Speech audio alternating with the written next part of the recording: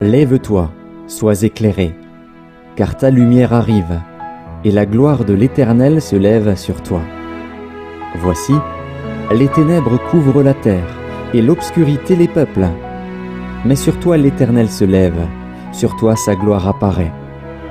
Des nations marchent à ta lumière, et des rois à la clarté de tes rayons.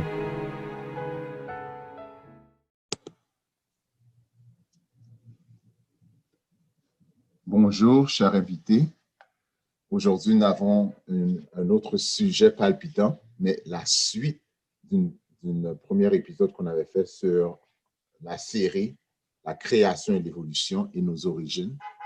Mais aujourd'hui, nous allons avoir d'où vient la vie, les points de vue de l'évolutionnisme, avec notre cher invité Jean-Robert Gardère. Et sans plus tarder, j'aimerais aussi vous annoncer que nous allons enregistrer cette émission et que si vous ne voulez pas apparaître sur l'écran, vous pouvez fermer votre caméra ou avoir un nom alias qui n'est pas votre nom. Et comme ça, on pourra échanger à la fin de l'émission pour pouvoir poser des questions à Jean-Robert. Sans plus tarder, je fais place à frère Jeff T.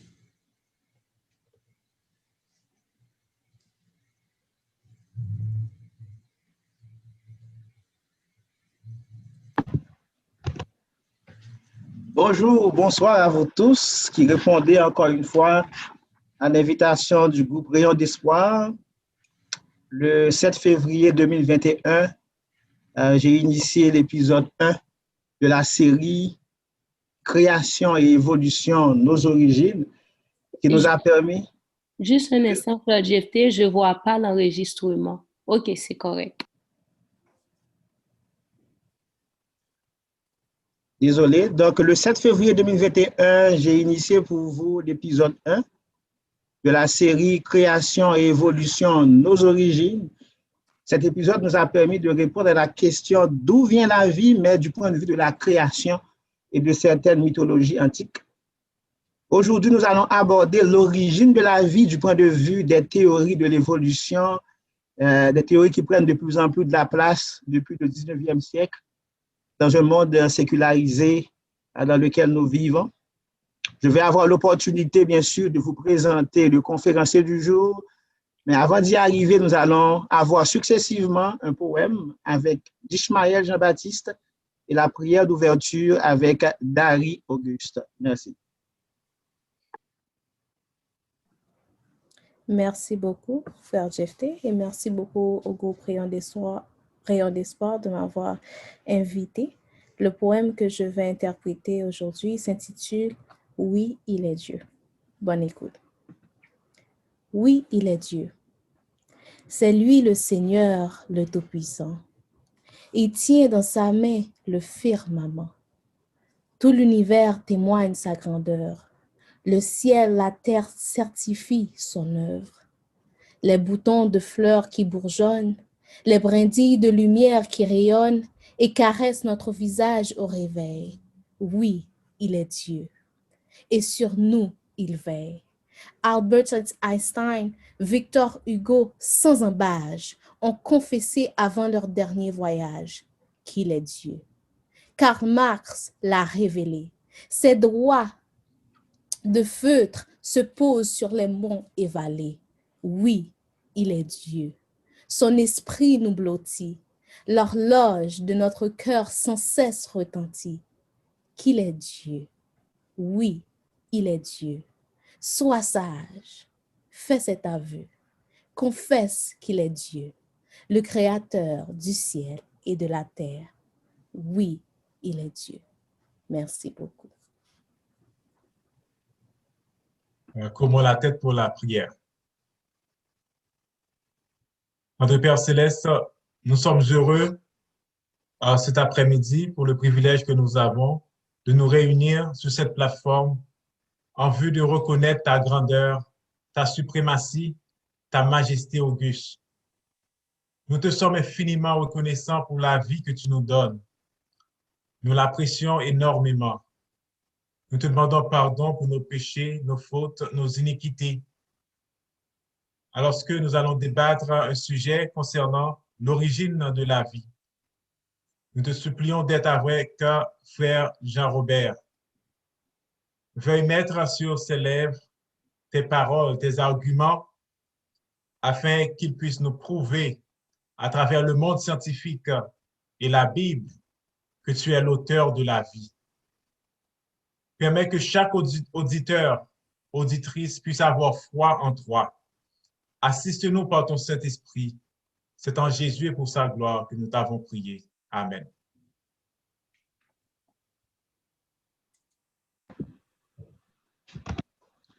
Je vous reviens encore une fois de plus. Il me m'était sur l'honneur de vous présenter le conférencier du jour, Jean-Robert Gader. Il est né à Port-au-Prince, Haïti. Il vit au Canada depuis une quinzaine d'années. Il est membre de l'Église adventiste du 7e jour. Il est marié et est père de 2 enfants. Sur le plan académique, Jean-Robert Gader, il est diplômé en agronomie de l'UEH, donc l'Université d'État d'Haïti. Il est aussi détenteur d'une maîtrise en biologie marine de l'Université du Québec à Rimouski. Il est professeur de sciences animales au niveau collégial depuis plusieurs années. Il est aussi l'un des membres fondateurs du groupe Harmonie Sciences et Foi, un groupe qui présente à plusieurs reprises des conférences, des émissions de radio, de télévision sur des sujets vraiment d'intérêt comme l'évolution, les relations entre la science et la foi. Et c'est avec grand plaisir que je vous présente Jean-Robert Gader, qui ne s'est fait pas marchander pour accepter tout de suite de nous accompagner pour cette série sur nos origines, la création versus l'évolution. Et nous aurons l'occasion d'avoir avec lui, ou peut-être accompagné de son équipe, jusqu'à 3 présentations pour compléter la série sur nos origines. À vous, frère Jean-Robert Gader. Merci. OK, donc merci Jephté, puis je remercie le groupe Rayon d'Espoir pour l'invitation. Donc l'invitation a été adressée au groupe Harmonie Sciences et Foi, mais je suis le présentateur d'aujourd'hui. Donc j'aimerais prendre le temps aussi de saluer donc, quelques amis que j'ai invités et qui m'ont fait l'honneur donc, de se présenter donc, pour la conférence. Je salue mon ami Igal, qui est membre de notre Église.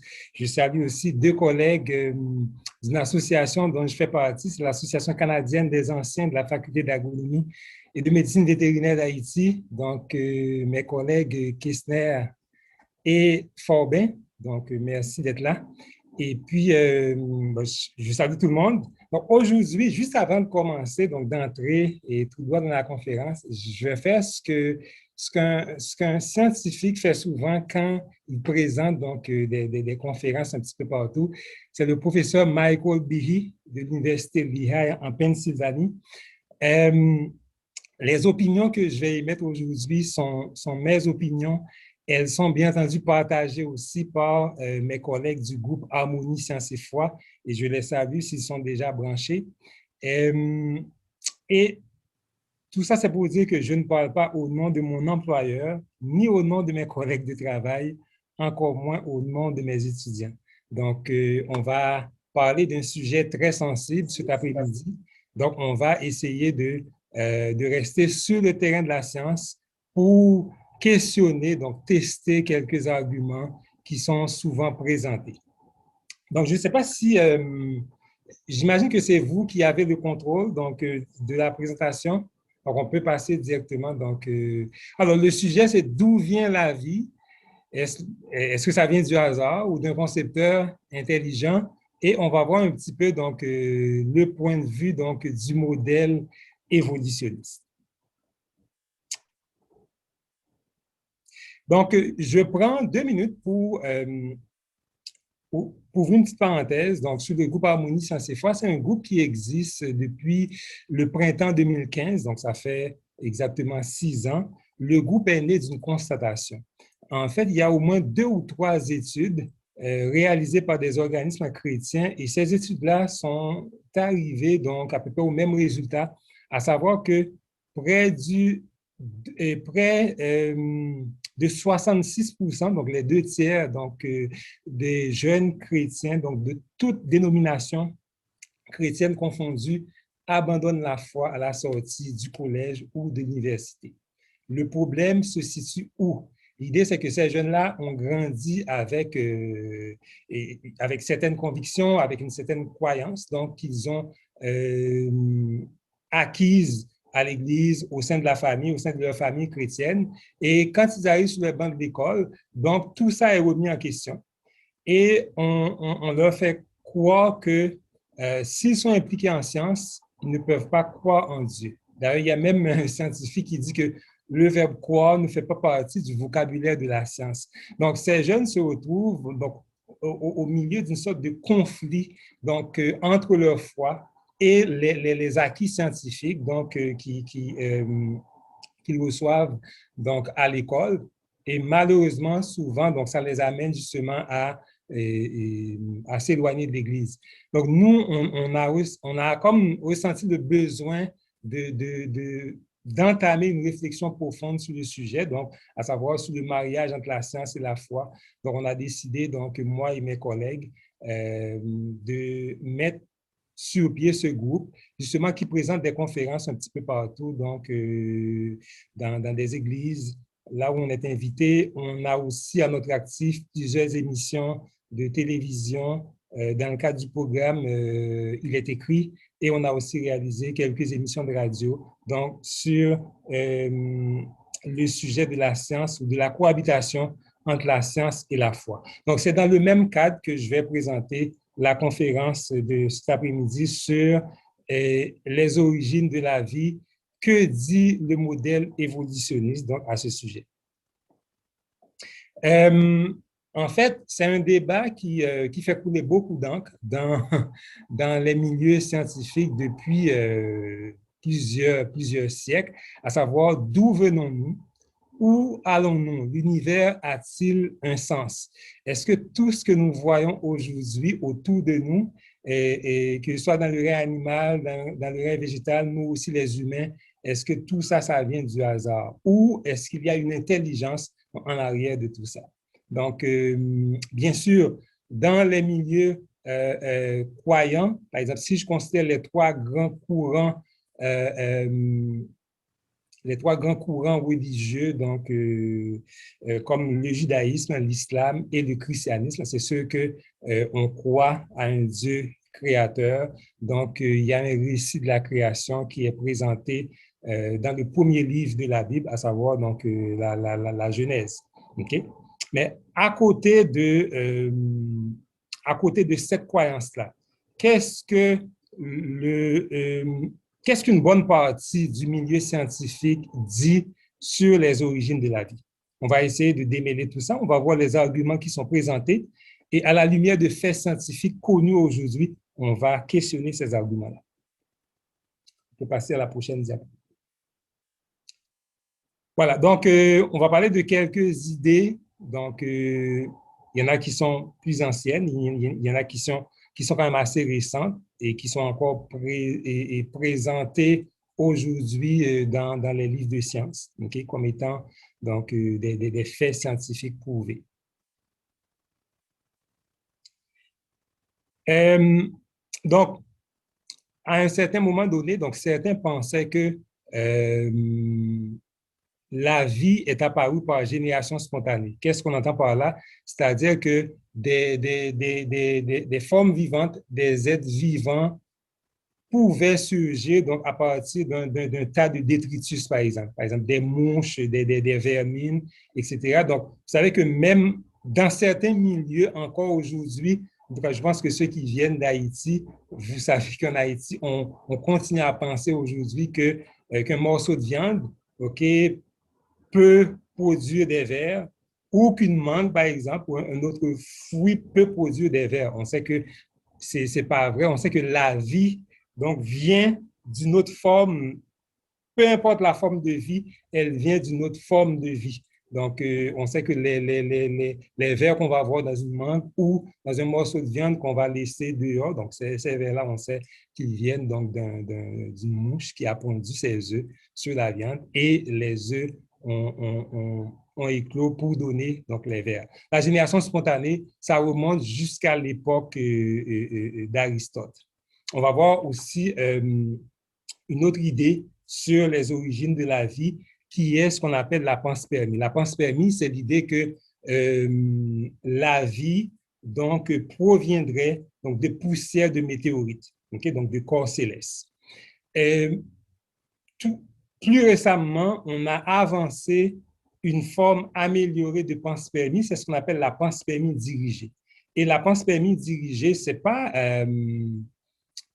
un concept qu'on peut prendre à la légère parce qu'il y a quand même des scientifiques de haut niveau qui sont derrière cette conception-là. Par exemple, quelqu'un comme Francis Crick. Francis Crick qui est l'un des co-découvreurs de la structure de la molécule d'ADN, donc le bagage génétique que nous avons dans nos cellules. Francis Crick est l'un des partisans donc, de la théorie de la panspermie dirigée. La panspermie dirigée, c'est l'idée que la Terre aurait été ensemencée donc, par une culture extraterrestre plus évoluée que nous. Donc, ce sont des extraterrestres qui sont venus sur la Terre, qui ont apporté la vie sur la Terre, ensuite ils sont retournés donc, sur leur planète. On peut avancer. Voilà, donc c'est la panspermie dirigée. OK, maintenant, donc, plus près de nous, on a amené une autre forme de génération spontanée, mais une forme de génération spontanée améliorée à laquelle on cherche à donner une sorte de couleur scientifique.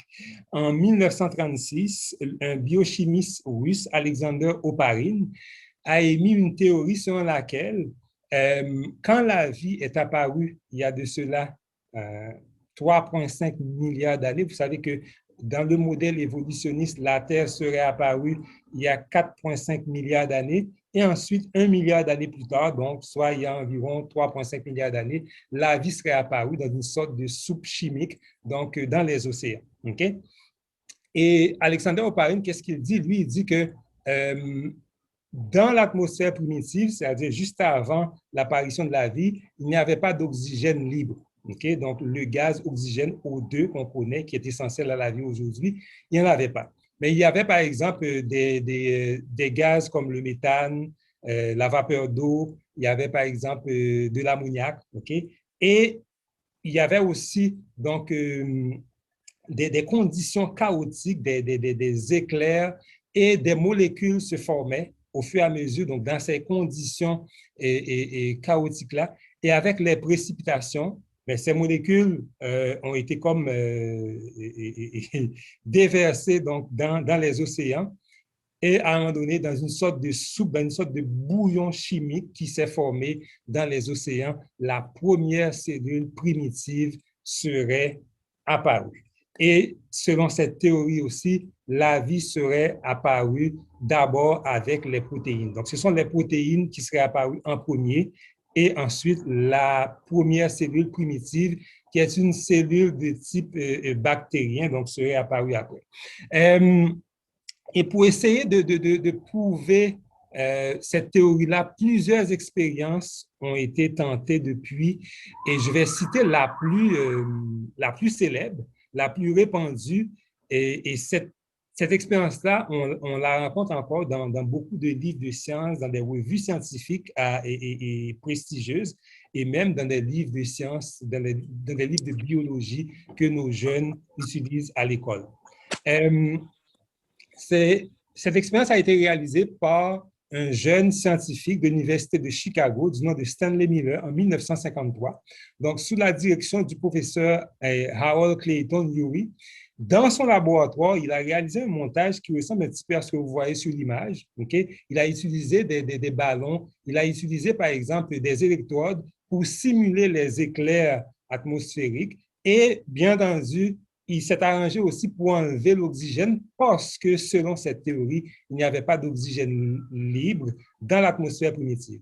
Et dans ce montage-là, il a fait circuler les mêmes gaz que vous avez vus tantôt sur la diapo précédente, donc des gaz comme du dioxyde de carbone, du CO2, de l'ammoniac, de la vapeur d'eau. Okay? Et à partir de cette expérience, Stanley Miller a pu quand même former quelques molécules, entre autres quelques acides aminés. Bon, on parle d'environ 3 ou 4 selon les auteurs. Vous savez que les acides aminés, ce sont les maillons qui constituent les grosses chaînes de protéines donc, que nous avons dans notre corps. Vous savez que les protéines sont des chaînes d'acides aminés. Et à partir de cette expérience, donc, Stanley Miller a pu effectivement donc, synthétiser donc, quelques acides aminés. Mais j'ouvre une parenthèse pour dire que les acides aminés existent sous 2 formes. Okay? Donc, je ne vais pas entrer dans les détails chimiques. Une forme désignée L et une forme désignée D. Par contre, tous les acides aminés qui constituent nos protéines et qui constituent donc nos protéines qui entrent dans la composition donc, des protéines connues aujourd'hui, ces acides aminés-là donc, existent sous la forme L.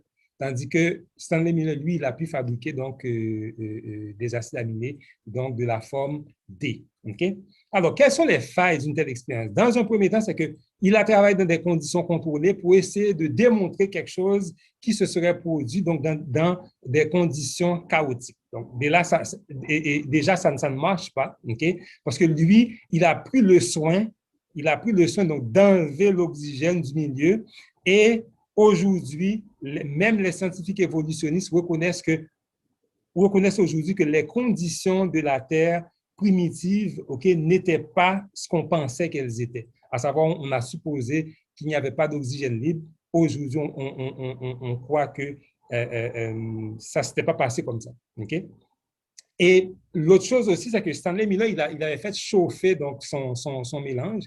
Et aujourd'hui, on sait pertinemment que les protéines sont dénaturées par la chaleur. À partir d'une température de 60 degrés Celsius, la plupart des protéines vont être dénaturées. Donc, c'est sûr que les mêmes conditions qui auraient permis de créer ces protéines les auraient aussitôt détruites. Donc, c'est sûr que ça ne fonctionnerait pas donc, au niveau de l'expérience de Stanley Miller.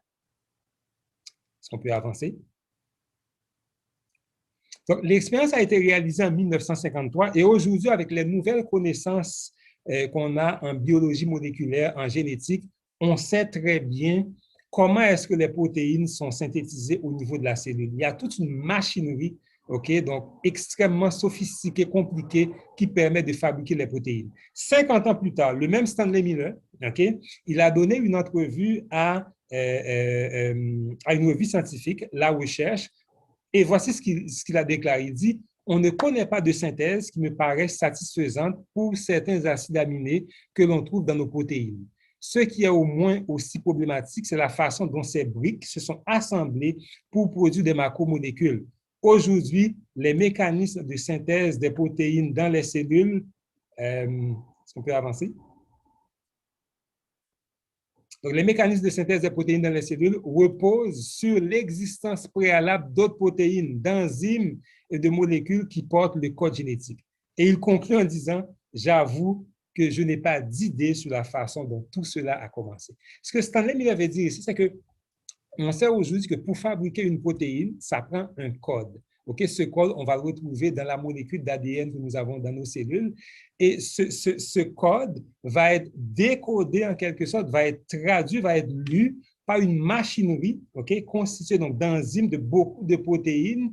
Et en fait, les protéines donc, sont codées dans l'ADN et l'ADN lui-même, le fonctionnement de l'ADN lui-même requiert des protéines. Donc, c'est un petit peu donc, le même concept de l'œuf et de la poule. Qu'est-ce qui était là avant, l'œuf ou la poule? Bon, on sait très bien aujourd'hui que ça prend une poule, et non seulement une poule, ça prend un coq aussi si on veut avoir donc, un œuf qui est fécondé, un œuf qui va être capable de donner un poussin. Donc, Stanley Miller, 50 ans après, il a tout simplement démenti donc, son expérience de 1953. Il a dit que son expérience ne pouvait pas fonctionner parce qu'on ne peut pas fabriquer une protéine juste avec un assemblage d'autres molécules chimiques. Les protéines sont des molécules qui sont l'information qui permet de fabriquer les protéines. Cette information-là est encodée dans la molécule d'ADN qu'on retrouve dans les cellules. Maintenant, une cellule, c'est quoi? Bon, on sait que la cellule, c'est l'unité fondamentale de la vie. Okay? Donc, on en retrouve, on parle de centaines de milliers, de milliards de cellules qu'on a dans un organisme humain adulte. Et aujourd'hui, avec les nouvelles connaissances qu'on a en biologie moléculaire, on sait que la cellule a la même structure en termes de complexité, OK? La cellule a la même structure d'une gigantesque usine. Et il y a des scientifiques qui poussent la comparaison plus loin et qui vont comparer une cellule, OK, la structure d'une cellule à celle d'une ville moderne avec toutes ces infrastructures. OK? Donc, arriver donc à produire une telle machine, aussi complexe, donc, et juste au hasard, juste ou grâce à un ensemble donc d'étapes successives, donc aléatoires, c'est quasiment, donc ça relève quasiment du miracle. Est-ce qu'on peut avancer? Donc, ici, je vous montre un petit peu, donc j'ai mis un petit peu donc, en comparaison la structure de la cellule à celle d'une ville. La cellule, par exemple, a sa frontière, donc ce qui va être la membrane cellulaire. Okay? La cellule a sa propre usine donc, énergétique qui permet de produire de l'énergie. C'est ce qu'on appelle les mitochondries dans la cellule. Et la cellule a son gouvernement. Le gouvernement de la cellule se retrouve donc dans le noyau, c'est la molécule d'ADN qui permet justement de fabriquer tout ce que la cellule a besoin de fabriquer. La cellule a son propre système, sa propre structure de traitement des déchets, d'élimination des déchets. C'est vraiment une usine, okay, extrêmement complexe. Et là, on parle d'une seule cellule, okay, une seule cellule, et on en a le nombre de cellules qu'on a, par exemple, dans l'organisme. Il y a des scientifiques qui avancent un chiffre assez conservateur. Ce serait autour de 10 puissance 14, donc 100 000 milliards. Mais je vous dis que ce chiffre-là donne juste un ordre de grandeur. On sait que ce nombre-là est beaucoup plus élevé. Dans un livre qui a fait couler beaucoup d'encre dans le milieu scientifique, le professeur Michael Denton nous dit dans son livre qui a pour titre « L'évolution, une théorie en crise ». Voici ce qu'il dit. Il dit, pour parler un petit peu de la complexité de la cellule, il dit « Pour saisir la réalité de la vie telle qu'elle a été révélée par la biologie moderne, il faudrait agrandir la cellule 1 milliard de fois jusqu'à ce qu'elle atteigne un diamètre de 20 km et ressemble à un aéronef géant assez vaste pour recouvrir une grande ville comme Londres ou New York. On découvrirait alors un objet d'une complexité et d'une finalité adaptative sans pareil. Nous serions les spectateurs d'un objet semblable à une immense usine automatisée, une usine plus grande qu'une ville et capable de remplir autant de fonctions que toutes les activités industrielles de l'homme sur la Terre. Ce serait cependant une usine dotée d'une capacité sans précédent, car elle serait capable de dupliquer sa structure entière en l'espace de quelques heures. L'idée, c'est que, imaginez par exemple une grande ville qui serait capable de se dédoubler en quelques heures. Okay? La ville serait capable de se reproduire, de faire une copie d'elle-même seulement en quelques heures. Et c'est ce que nos cellules font parce que nos cellules peuvent se diviser en quelques heures pour donner naissance à 2 cellules, okay, identiques, donc à la cellule de départ, à la cellule mère. Et Michael Denton, je vous le dis tout de suite, ce n'est pas un auteur chrétien, ok? Donc c'est juste quelqu'un qui a beaucoup de connaissances, c'est un biochimiste, ok? Donc il a étudié la cellule et il est arrivé à cette conclusion-là. Et je vais vous citer le professeur Richard Dawkins. Richard Dawkins, c'est un professeur retraité de l'Université Oxford en Grande-Bretagne. Pourquoi est-ce que son nom est très, très important pour nous? C'est parce que Richard Dawkins est considéré dans le milieu scientifique ou dans le milieu évolutionniste athée comme étant le pape de l'évolutionnisme donc athée. Okay? Donc, c'est quelqu'un qui est présent sur toutes les tribunes, il présente des conférences un petit peu partout sur le sujet de l'évolution et son nom est connu mondialement comme étant vraiment donc, le porte-étendard, le principal porte-parole donc, de l'évolutionnisme athée. Voici ce qu'il dit sur la complexité de la cellule. Il dit « Les sujets et les phénomènes décrits dans un livre de physique sont plus simples qu'une seule cellule du corps de l'auteur du livre. Et on retrouve des milliers de milliards de cellules dans le corps de l'auteur organisées selon une précision mathématique pour former cette machine capable d'écrire des livres. » Okay? Il dit que si on prend une cellule, okay, et on prend par exemple l'auteur d'un livre de physique, ben, une seule cellule, okay, du corps de l'auteur est beaucoup plus complexe, okay, que le livre de physique en soi. Et dans le corps de l'auteur du livre de physique, il y a des milliers de milliards de cellules. Et il dit très bien que ces cellules sont organisées selon une précision mathématique. Okay? On attribue une précision mathématique à quelque chose qui serait apparu au hasard de manière aléatoire. Je vous invite déjà à vous questionner. Okay? Et je vous ai dit tantôt aussi que la cellule porte le matériel génétique. Donc, c'est-à-dire que dans le noyau de chacune de nos cellules, à l'exception des globules rouges qui n'ont pas de noyau, on va retrouver la molécule de l'ADN. La molécule de l'ADN qui va être considéré comme étant un gigantesque programme, okay, qui permet de fabriquer donc, un organisme vivant. Donc, si je considère l'ADN humain, je vous dis, c'est un vaste programme informatique, c'est un gigantesque alphabet. Okay? Dans l'ADN humain, il y a 3 milliards de paires de lettres. Ces lettres-là, en fait, représentent des molécules chimiques qu'on appelle des bases azotées. Et l'alphabet de l'ADN est constitué de 4 lettres, les lettres A, T, C, G. Chaque lettre, bien entendu, signifie donc un nom. Donc, chaque lettre, donc, chaque lettre, c'est la première lettre, donc, en quelque sorte, donc, d'une molécule chimique qui est une base azotée. Okay? Donc, 3 milliards de paires de lettres, donc 6 milliards. Et il y a des auteurs, là encore, je le précise, ce ne sont pas des auteurs chrétiens, c'est juste des scientifiques qui étudient l'ADN et qui arrivent à la conclusion que l'information contenue dans l'ADN, c'est l'équivalent, écoutez bien là, c'est l'équivalent d'une pile de 1000 encyclopédies de 1000 pages. Okay? Ce qui peut atteindre une hauteur de 50 mètres, donc l'équivalent d'un immeuble de 20 étages. Okay? Donc, c'est ce volume d'informations qu'on va retrouver à l'intérieur de chacune de nos milliers de milliards de cellules, donc de l'information équivalente à 1000 encyclopédies de 1000 pages. Et voici comment Richard Dawkins décrit la molécule d'ADN. Il dit, c'est comme si dans chaque pièce d'un immense bâtiment, il y avait une bibliothèque contenant les plans de l'architecte pour tout le bâtiment.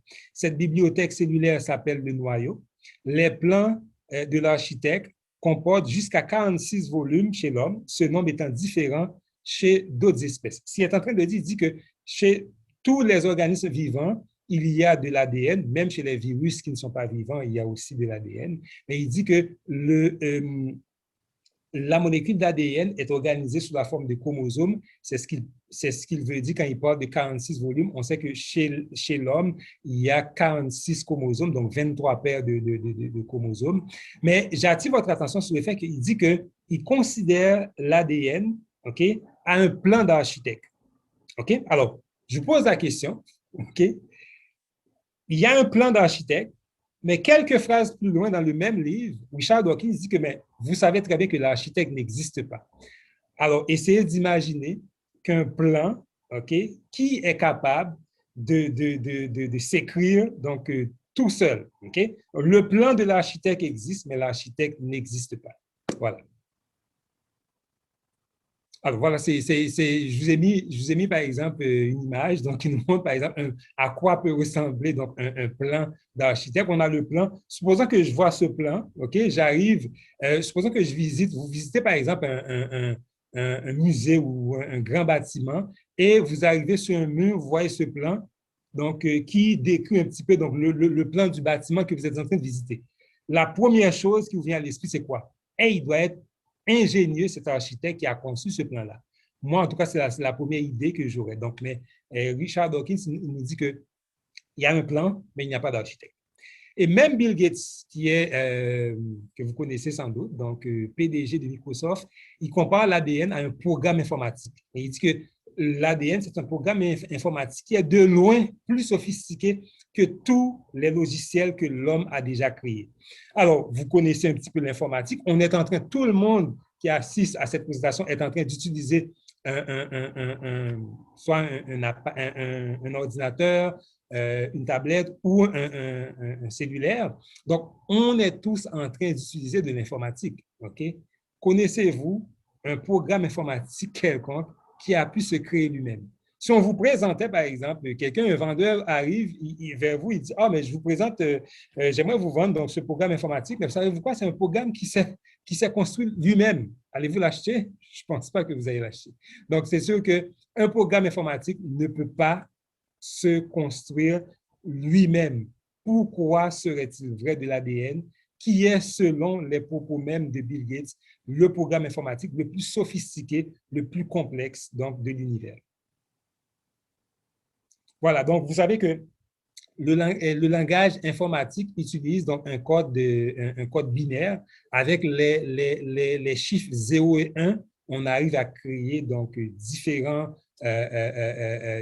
types de séquences. Mais la même chose aussi avec le langage de l'ADN qui est lui-même un langage quaternaire. Donc, les 4 lettres A, T, C, G, on peut arriver à produire donc un nombre illimité de séquences. Et c'est ce qui va donner justement cette grande variabilité, cette grande diversité qu'on retrouve dans le monde vivant. Donc, un fait important que j'aimerais souligner, je ne vais pas rester trop longtemps là-dessus parce que je sais que le temps file. Vous savez qu'une cellule est capable de se dupliquer, okay, de se répliquer ou de se diviser en quelque sorte pour donner naissance donc, à 2 cellules filles identiques. Et à chaque fois que la cellule va se diviser, okay, donc la cellule va tout simplement faire donc, une copie de sa molécule d'ADN, de telle sorte que chaque cellule fille résultant de la division va recevoir donc une copie identique donc de la molécule d'ADN de la cellule mère. Et un autre élément très important aussi, je prends le temps de souligner, quand on regarde par exemple la division cellulaire, toutes les cellules de l'organisme qu'on appelle des cellules somatiques, les cellules qu'on retrouve dans tous nos organes, ces cellules se divisent en donnant donc 2 cellules filles avec la même quantité de matériel génétique. Il y a un seul type de cellules qui fait exception à cette règle, ce sont les cellules sexuelles, ce qu'on appelle aussi les cellules germinales ou les cellules reproductrices. Par exemple, les spermatozoïdes et les ovules, ces cellules-là se divisent en donnant des cellules filles qui portent la moitié du matériel génétique. Alors, quelle est l'intelligence qui va dicter à ce groupe de cellules de se diviser de manière différente de tous les autres types de cellules? C'est tous des questionnements, okay, que je vous invite justement à avoir. Okay? C'est sûr qu'il y a un programme bien déterminé, okay, qui détermine comment est-ce que les cellules sexuelles vont se diviser. Ces cellules-là ne se divisent pas de la même façon que les autres cellules de l'organisme. On peut avancer. Donc ici, c'est juste une image que j'ai mise ici pour vous montrer un petit peu à quoi ça ressemble, donc le langage d'un gène. Vous savez que l'ADN, si on prend la molécule d'ADN, mais l'ADN est divisé en des unités, en des fragments qu'on appelle nos gènes. Par exemple, chez l'homme, dans l'ADN humain, on considère qu'il y a environ entre 25 000 et 30 000 gènes. Ben, nos gènes, c'est ce que nous recevons, c'est l'héritage génétique que nous recevons de nos parents. Donc, c'est ce qui permet de fabriquer donc, la personne que chacun de nous donc, on est. Voilà. Un gène sert à quoi? Un gène est une information, okay? C'est un programme informatique qui permet de fabriquer une protéine. Une protéine, c'est quoi? Ben, vous savez que les protéines, ce sont les molécules qui sont à la base de la vie. Okay? Les protéines nous constituent, il y en a dans nos muscles. Okay? Nos muscles sont faits de protéines. C'est ce qu'on va appeler les protéines de structure. Il y en a un petit peu partout, dans nos cheveux, dans tous les organes. Et il y a aussi, donc, les protéines aussi sont présentes dans tout le corps et remplissent des fonctions très variées. Je vais juste prendre quelques exemples. Après un repas, il y a toute une machinerie chimique qui va se mettre en branle pour transformer les différents aliments que nous consommons en substances utiles pour le corps, ce sont des protéines, donc les enzymes, qui vont rendre ces réactions-là possibles. Ces enzymes-là, ce sont des protéines. Okay?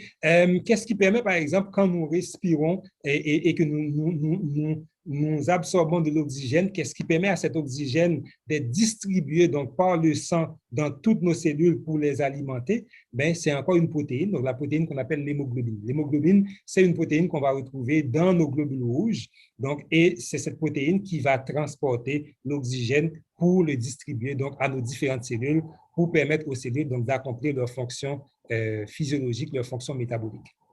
Donc, les protéines sont vraiment impliquées dans toutes les grandes fonctions de l'organisme. Okay? Et une seule cellule, une unique cellule arrive à fabriquer donc, plusieurs milliers de protéines. Donc, le nombre est vraiment impressionnant. Okay? Et une même protéine, comme je vous ai dit, c'est une chaîne d'acides aminés. Dans une protéine, donc, on va retrouver quelques dizaines jusqu'à quelques milliers d'acides aminés qui forment donc, la chaîne protéique. On va parler un petit peu maintenant de probabilité. Alors, on nous dit que la vie serait apparue sous la forme de... ce sont les protéines qui seraient apparues en premier. Ensuite, les cellules ont suivi. Okay, bon, on sait aujourd'hui très bien que ce n'est pas vrai. Mais par contre, cette information-là, on continue encore de la retrouver dans des livres de sciences, dans des revues assez prestigieuses. Et on continue aussi de trouver cette affirmation-là dans des livres de sciences. Et nos jeunes qui n'ont pas suffisamment de connaissances pour questionner ces faits-là, c'est sûr qu'ils vont les accepter comme étant des faits scientifiques, alors qu'il n'en est rien. On va prendre juste un exemple. L'hémoglobine. Je vous ai dit tantôt que l'hémoglobine, c'est une protéine qu'on va retrouver dans le sang. Donc, cette protéine se retrouve dans les globules rouges. D'ailleurs, c'est ce qui donne au sang sa couleur rouge. Okay? L'hémoglobine, sa fonction, c'est vraiment de transporter l'oxygène à nos cellules. Et en même temps, au retour vers le cœur, l'hémoglobine va transporter aussi le dioxyde de carbone, le CO2 qui est considéré comme un déchet du métabolisme de nos cellules. Et ce dioxyde de carbone, le CO2, va être amené jusqu'au poumon et à l'expiration, on va pouvoir le rejeter. Maintenant, l'hémoglobine, c'est une protéine qui est constituée de 4 chaînes. Les 4 chaînes totalisent environ, je pense, si je ne me trompe pas, 570, le chiffre exact, ce serait 576 acides aminés. Donc, les acides aminés, ce sont les unités qui forment les protéines. Il y a un auteur qui s'est amusé à calculer la probabilité, la probabilité qu'une seule molécule d'hémoglobine pouvait se former de manière aléatoire. Donc, juste au hasard. Il est arrivé à ce chiffre. La probabilité qu'une seule molécule d'hémoglobine arrive à se former au hasard est de 1 chance sur 6,2 fois 10 exposant 746. Alors, si vous voulez vous amuser à faire un calcul, vous pouvez essayer donc d'estimer ce nombre. Je vous souhaite bonne chance. Mais moi, je n'ai jamais essayé. Mais si vous voulez, allez-y. OK? 1 chance sur 6,2 fois 10 exposant 746. C'est la probabilité qu'une seule molécule d'hémoglobine arrive à se former au hasard. Et savez-vous que dans un seul globule rouge, savez-vous combien de molécules d'hémoglobine qu'on a? Dans un seul globule rouge, 250 millions de molécules d'hémoglobine. OK? 250 millions de molécules d'hémoglobine. Alors, multipliez cette probabilité par le chiffre que je vous ai montré tantôt.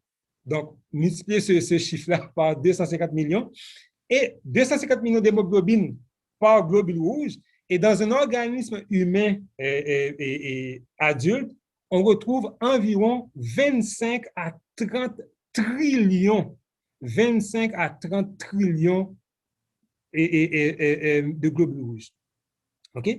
25 à 30 milliers de milliards de globules rouges. Alors, 25 à 30 milliers de milliards de globules rouges fois 250 millions d'hémoglobine pour chaque globule rouge fois la probabilité que je vous ai donnée tantôt, c'est un chiffre qu'on ne peut pas calculer. En passant, les mathématiciens arrivent à la conclusion que le zéro absolu est de 1 sur 10 à la 50. C'est-à-dire que toute probabilité qui dépasse 1 sur 10, dès qu'on atteint une chance sur 10 exposant 50, la probabilité est nulle, la probabilité devient une impossibilité.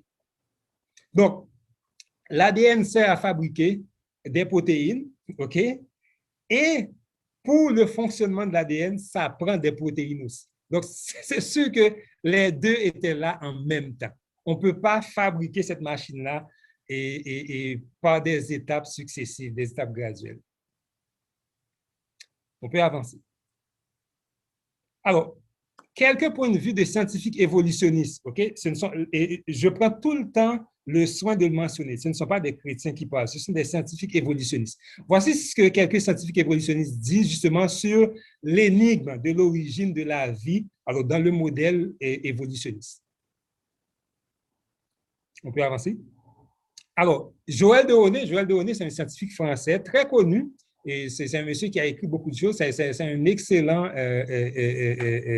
orateur, un grand conférencier. Il dit « Les substances organiques complexes qui s'accumulent sur le sol et dans les mers de la Terre primitive semblent posséder des propriétés qui préfigurent celles de la vie. Et pourtant, on est encore bien loin des premiers organismes vivants. » Et Joël Dehonnet continue pour dire, il dit « Les pièces détachées du premier moteur existent, mais ce n'est pas en les rassemblant dans les cellules que les macromolécules isolées aient pu se perfectionner, indépendamment les unes des autres jusqu'à devenir vivantes. » Ce qui veut dire, même si on arrivait à avoir des protéines, par exemple, un petit peu partout dans les océans, est-ce que ces protéines-là pouvaient vraiment s'assembler pour donner naissance à la première cellule vivante? On va passer à un autre scientifique. Lui, c'est Claude Allègre. Claude Allègre, c'est un géochimiste français, ancien ministre de l'Éducation en France. Il dit, dans son livre « Dieu face à la science », il dit « Quant à l'apparition de la vie elle-même, le mystère reste entier. Force est de reconnaître l'état des lieux. On ne sait pas reproduire la vie en laboratoire, ni de près, ni de loin. Jusqu'à preuve du contraire, la vie est un phénomène unique dans l'univers. D'où venons-nous? L'univers a-t-il un sens? » Écoutez bien, un scientifique évolutionniste qui parle, il dit « La science n'a pas et n'aura jamais de réponse à ces questions et elle doit le dire sans honte. La science ne doit pas être gênée de dire qu'elle ne peut pas expliquer d'où vient la vie. » C'est ce que Claude Allègre est en train de nous dire ici. Francis Crick, c'est l'un des co-découvreurs de la structure de la molécule d'ADN. Voici ce qu'il dit. Il dit « Tout honnête homme muni de toute la connaissance disponible à présent ne peut s'empêcher de reconnaître que, dans un sens, l'origine de la vie semble pour le moment quasiment relevée du miracle, tant les conditions requises à son bon fonctionnement sont nombreuses. » Donc, ils disent que la vie est tellement complexe, on ne peut pas s'empêcher de penser à un miracle. Donc, quand on pense justement aux origines de la vie. George Wald, de l'université Harvard, il dit « Aussi improbable », alors ça c'est quelqu'un qui a la foi, ok? « Aussi improbable que cet événement ou ces différentes étapes puissent nous paraître, il s'est produit certainement au moins une fois. » Effectivement, la vie est apparue au moins une fois.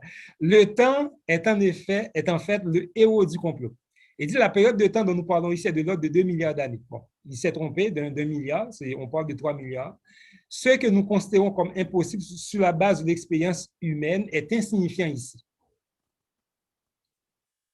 Et il poursuit en disant, avec le temps, écoutez bien, avec le temps, l'impossible devient possible, le possible devient probable et le probable virtuellement certain. Il faut seulement attendre, le temps lui-même fait les miracles. Donc, ce qu'il est en train de dire, c'est que il n'y a pas présentement en science de provision qui nous permettrait de trouver une explication plausible aux origines de la vie. Il faut juste penser à un miracle, mais ce miracle, c'est sûr qu'on ne l'attribue pas à un être intelligent, on l'attribue à la nature, on l'attribue au hasard, on l'attribue à un coup de chance. Okay? En passant, le temps n'arrange pas les choses. Le temps ne construit pas, le temps détruit. Ce principe est à la fois biologique et physique. Vous n'avez qu'à penser à la seconde loi de la thermodynamique. On peut avancer. Harold Clayton Urey, celui qui était directeur donc, de recherche du jeune Stanley Miller en 1953, à l'époque où il a réalisé l'expérience sur les origines de la vie, il dit « Nous tous qui étudions l'origine de la vie réalisons que plus nous l'examinons, plus nous sentons qu'elle est trop complexe pour avoir évolué d'une façon ou d'une autre. » Il parle de la vie, OK? Il dit « Nous croyons tous comme un acte de foi que la vie a évolué à partir de la matière inerte sur cette planète. C'est juste à cause de sa grande complexité qu'il est difficile d'imaginer que cela s'est passé ainsi. Alors, ce qu'il est en train de dire, il n'y a pas de place pour un concepteur, pour un créateur ici. On continue de croire que la vie est apparue à partir de la matière inerte, de la matière non vivante, même si les faits scientifiques nous prouvent le contraire. Mais étant donné que c'est un miracle, donc on croit, on y croit comme on fait acte de foi. Donc, on y croit quand même. Et je pense que JFT vous l'a dit lors de sa dernière présentation et croire effectivement à ce miracle-là, ça exige beaucoup plus de foi pour croire au récit de la Genèse, par exemple.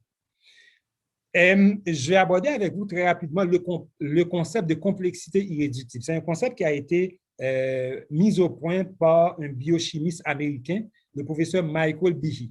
Et pour illustrer son point, il a utilisé donc, deux exemples de flagelles bactériens. Okay? Donc, c'est cette petite pièce qui permet donc, à la bactérie de se déplacer. C'est une sorte de moteur. Okay? Le flagelle bactérien est constitué de 40 morceaux, de 40 pièces, de 40 protéines. Et il est arrivé à la conclusion que pour que le flagelle bactérien fonctionne, toutes les pièces doivent être présentes en même temps.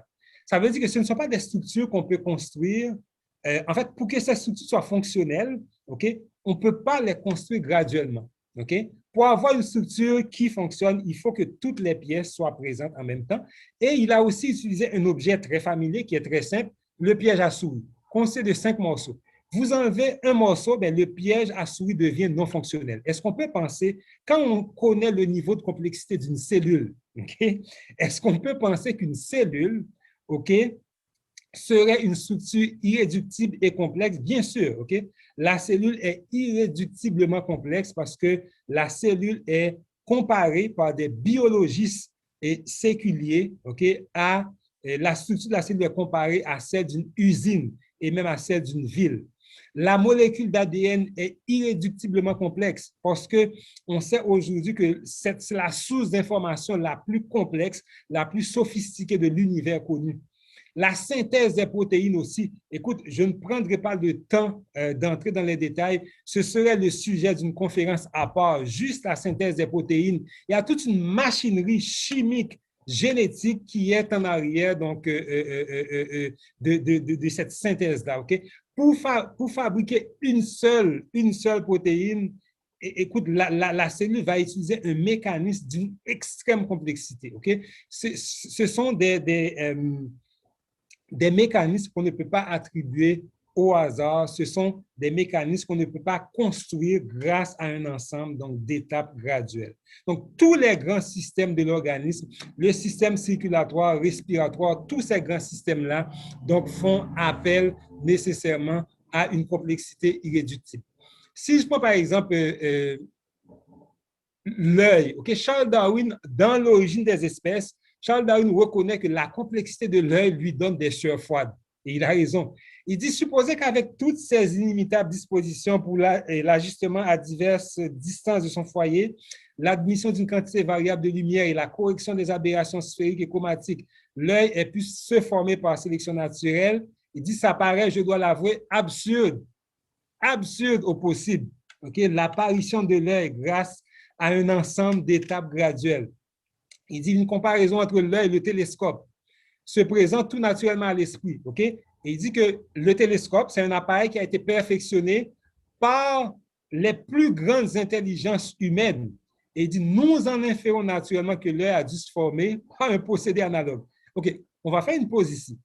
On prend le télescope, un appareil extrêmement complexe, okay, qui a été mis au point et ensuite perfectionné, amélioré avec le temps par des cerveaux intelligents. Okay? Il dit que l'œil, okay, aurait pu se former, okay, par un procédé analogue grâce à la sélection naturelle, grâce à un ensemble d'étapes graduelles. On continue. Alors, il dit cette conclusion, et il a raison, est peut-être bien présomptueuse. Okay? Car avons-nous le droit de supposer que le Créateur met en jeu des forces intelligentes analogues à celles de l'homme? Cette affirmation pourrait faire sursauter certains parce que ici, on est dans l'origine des espèces, la Bible de la théorie d'évolution est écrite par Charles Darwin. En passant, j'ouvre une parenthèse pour dire que Charles Darwin cite le créateur 7 fois dans l'origine des espèces. Mais ça, on ne va jamais vous le dire. On ne va jamais le mentionner dans une salle de classe. OK? Donc, bien sûr, je ne suis pas d'accord avec Charles Darwin, donc dans tout ce qu'il a écrit, mais il n'a jamais voulu écrire une théorie évolutionniste athée. Il a seulement voulu montrer comment est-ce que les espèces auraient évolué pour donner d'autres espèces. C'est sûr qu'il a tout faux, OK? Donc, il n'a pas raison. Mais il cite le créateur. Pour lui, c'est le créateur qui a parti la machine et ensuite, ça s'est développé et ça a évolué tout seul. OK? Donc, la théorie de la génération spontanée a été démolie par le biologiste français Louis Pasteur. Louis Pasteur a montré dans les années 1860, à partir d'expériences qu'il a réalisées dans son laboratoire, il a montré que seule la vie peut donner naissance à la vie. La vie ne peut pas apparaître au hasard. La génération spontanée n'existe pas. Richard Dawkins, okay, le pape de l'évolutionnisme athée, a dû admettre au cours d'un débat télévisé avec un cardinal britannique, le cardinal George Pell, il dit « Je ne peux pas expliquer l'origine de la vie, personne non plus d'ailleurs. » Maintenant, si on ne peut pas expliquer les origines de la vie, donc, avec la méthode scientifique, d'où vient-elle? D'où vient la vie? Alors, quelques questions qu'on peut se poser. La première cellule vivante, est-ce qu'elle était végétale ou animale? On sait aujourd'hui qu'il y a beaucoup de différences entre une cellule végétale et une cellule animale. Et je ne prendrai pas le temps d'entrer dans les détails, OK? Mais cette première cellule serait apparue. Si elle était animale, elle a dû se transformer pour devenir végétale. Si elle était végétale, elle a dû se transformer aussi pour donner donc, la cellule animale. On peut avancer. Je sens que le temps file. J'essaie d'accélérer un petit peu. Et il y a un auteur qui dit, même si toutes les données pointent vers un concept, écoutez bien là, écoute, ça c'est un manque d'humilité qui n'a pas d'égal. Même si toutes les données pointent vers un concepteur intelligent, une telle hypothèse est exclue de la science car elle n'est pas naturelle. Donc, selon ce scientifique-là, Scott Todd, il dit, mais étant donné que nous en science, on travaille seulement avec ce qui est visible, okay, la démarche scientifique implique l'observation. Étant donné qu'on n'a pas observé le créateur à l'œuvre, on ne peut pas considérer l'intervention d'un concepteur, d'un créateur. Mais par contre, personne n'a jamais observé l'apparition, donc la formation de la première cellule. Mais on y croit. Même si les expériences de laboratoire ont prouvé le contraire, personne n'a été témoin du Big Bang. Mais on continue d'y croire. Okay? Donc, c'est pour vous montrer un petit peu l'incohérence qu'il y a dans ces affirmations-là. On avance. Donc, l'hypothèse proposée par le modèle évolutionniste, est-ce qu'elle met en jeu des forces naturelles ou surnaturelles? Non. Okay? Donc, si la génération spontanée est scientifiquement inacceptable, il reste quelle alternative? Donc, selon la théorie de l'évolution, l'apparition de la vie est un événement unique qui a dû se produire une seule fois. Je pense que sur ce point, on est tous d'accord. Okay? Donc, la vie, effectivement, a été créée une seule fois et c'est un événement unique. Et selon le professeur George Wald, le temps, c'est le héros du complot. Donc, est-ce que le temps peut vraiment rendre possible un événement qui est statistiquement impossible? On l'a montré tantôt, juste avec une seule molécule. Une seule molécule, l'hémoglobine, on a montré que l'apparition d'une protéine au hasard est un événement statistiquement impossible. Si je dépose toutes les pièces détachées d'un avion, et là, la difficulté est moindre, là, okay? Les pièces sont déjà là. Je prends toutes les pièces détachées d'un avion, okay? Ou toutes les pièces détachées, par exemple, d'un téléphone cellulaire, je les dépose dans un hangar, dans une boîte. Dans combien de temps je dois apprendre pour que toutes les pièces s'assemblent pour reconstituer l'avion ou pour reconstituer le cellulaire? Vous savez très bien que même si j'attends des milliards d'années, cela ne se produira jamais. Est-ce que la science peut vraiment expliquer les origines de la vie?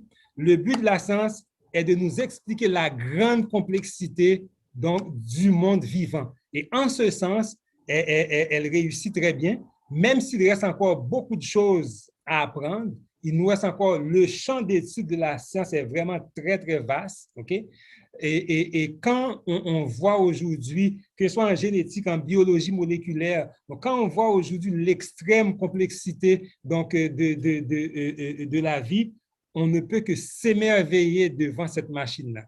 Okay? Mais le but de la science, ce n'est pas de nous expliquer les origines de la vie, c'est plutôt de nous expliquer donc, la grande complexité de la machine. Donc, toutes les évidences, bien entendu, pointent vers un concepteur, vers une intelligence. Et aujourd'hui, de plus en plus de scientifiques, évolutionnistes, agnostiques ou même athées commencent à accepter l'idée d'un concepteur, et c'est ce qui a donné naissance aux États-Unis à un mouvement qui prend beaucoup plus d'ampleur aujourd'hui, le mouvement du dessin intelligent, intelligent design. Donc, dans ce mouvement, il y a des gens qui ne sont pas nécessairement des chrétiens, ce sont des scientifiques qui réalisent que la vie est trop complexe, OK, pour pour s'adapter en quelque sorte au modèle aléatoire que présente la théorie donc, de l'évolution. Et ils ont beaucoup plus tendance aujourd'hui à croire qu'il y aurait donc un être intelligent, un être supérieur qui aurait donné naissance à la vie. Donc, je pense que je vais m'arrêter ici. Je vais laisser de la place au public s'il y a des questions. Et j'ai mis sur la dernière diapo quelques références s'il y en a qui veulent approfondir un petit peu donc, le sujet. Vous avez par exemple l'Association de sciences créationnistes du Québec. Si vous allez sur Google, vous tapez Association de sciences créationnistes du Québec, vous allez tomber sur le site Internet. On a aussi un organisme adventiste, c'est Geoscience et Research Institute, donc à Loma Linda, à l'Université de Loma Linda. Et vous avez aussi le site Creation Ministries International, donc CMI, et Answers in Genesis. Ça, c'est vraiment quelques exemples, mais il y a beaucoup de ressources aujourd'hui, surtout en anglais, si vous lisez l'anglais. Donc, il y a beaucoup de ressources qui traitent justement donc, du sujet et création et évolution. Vous allez pouvoir vous enrichir, vous former, vous informer sur le sujet, et je vous retourne le micro. Je cède la place s'il y a des questions. Salut Michel. Merci beaucoup. Merci beaucoup, frère Jean-Robert Gader. Que d'informations, que de bonnes informations. Et c'est vraiment intéressant. J'imagine qu'il va y avoir beaucoup de questions, d'interventions. Donc, je laisse la place à mes collègues qui vont guider les participants pour les questions. Merci encore, frère Jean-Robert. Ça fait plaisir. En passant, moi, je suis arrivé sur le tard, là, alors je fais partie du groupe Harmonie, Science et Foi avec mon collègue Jean-Robert, Daniel. Salut, Daniel. Salut. Donc, hey, salut, Daniel. Alors, donc, on est tous des scientifiques et notre ami Daniel, qui est notre philosophe scientifique parmi nous. C'était juste, donc je te remercie pour la présentation, Jean-Robert. Donc, une très, très bonne présentation en sciences. J'ai répondu tantôt à une personne qui me demandait par écrit, là, je pense que tout le monde l'a vu, puis Jean-Robert l'a expliqué un peu concernant la génération spontanée. Est-ce qu'une fois la viande, vous savez que lorsqu'on rentre, quand la viande se décompose et tout, est-ce que c'est la viande qui se transforme en verre ou ce sont des vers des mouches qui viennent, c'est-à-dire les œufs des mouches qui viennent se déposer pour produire les vers? Alors, j'ai répondu tantôt et évidemment, on est ensemble, nous, ça nous intéresse. Alors, oui, effectivement, si tout le monde l'a vu, la génération spontanée n'existe pas.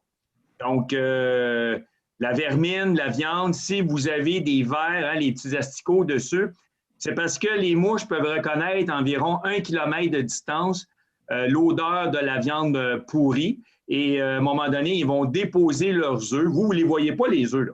Donc, c'est tout petit, mais à un moment donné, après quelques jours, il y a des mouches qui vont, les œufs vont éclore et les mouches vont naître. Et il y en a qui peuvent penser, ah, regardez, donc la viande pourrait se transformer en mouche.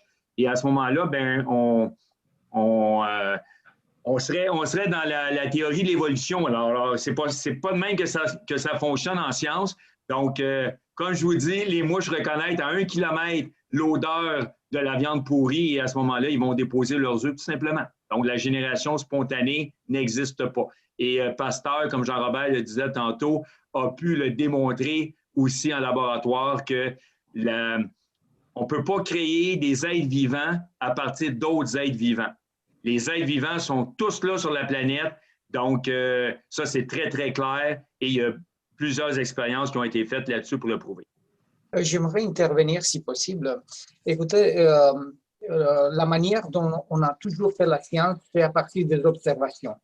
Donc, comme Jean-Robert a expliqué, on a toujours remarqué, avant il y avait rien, là il y a eu une flaque d'eau, et la flaque d'eau, tranquillement pas vite, a généré de la vie. C'est ce qu'on voyait. Okay?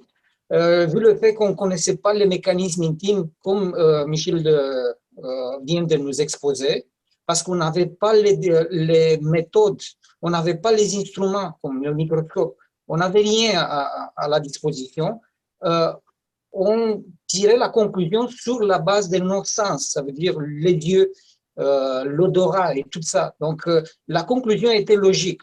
La génération, la vie a été générée de manière spontanée, d'où le nom de génération spontanée. Au fur et à mesure, la science a progressé. On a remplacé nos sens et, il faut bien dire, notre bon sens avec les instruments et la méthodologie. Il faut aller toujours à contre-intuition au moment qu'on fait de la science. Et on ne peut pas s'y fier pour tirer la conclusion sur la base de ce qu'on voit. On pense que ça sera normal et logique, voilà. Mais ce que les méthodes et les instruments nous montrent.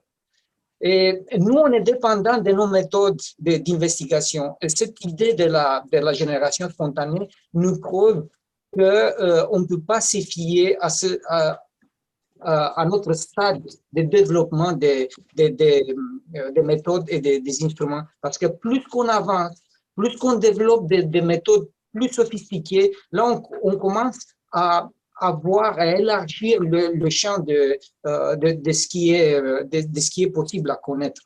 Donc, on ne peut pas tirer la conclusion juste sur la base de ce qu'on sait aujourd'hui.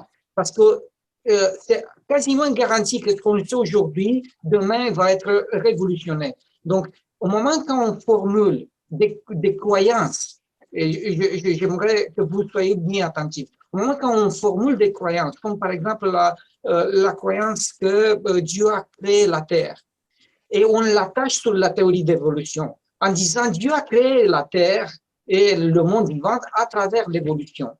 On tire cette conclusion sur la base de la meilleure science d'aujourd'hui, la meilleure en guillemets. Mais le problème, c'est que la meilleure science, elle est limitée à notre capacité d'investigation, à nos méthodes.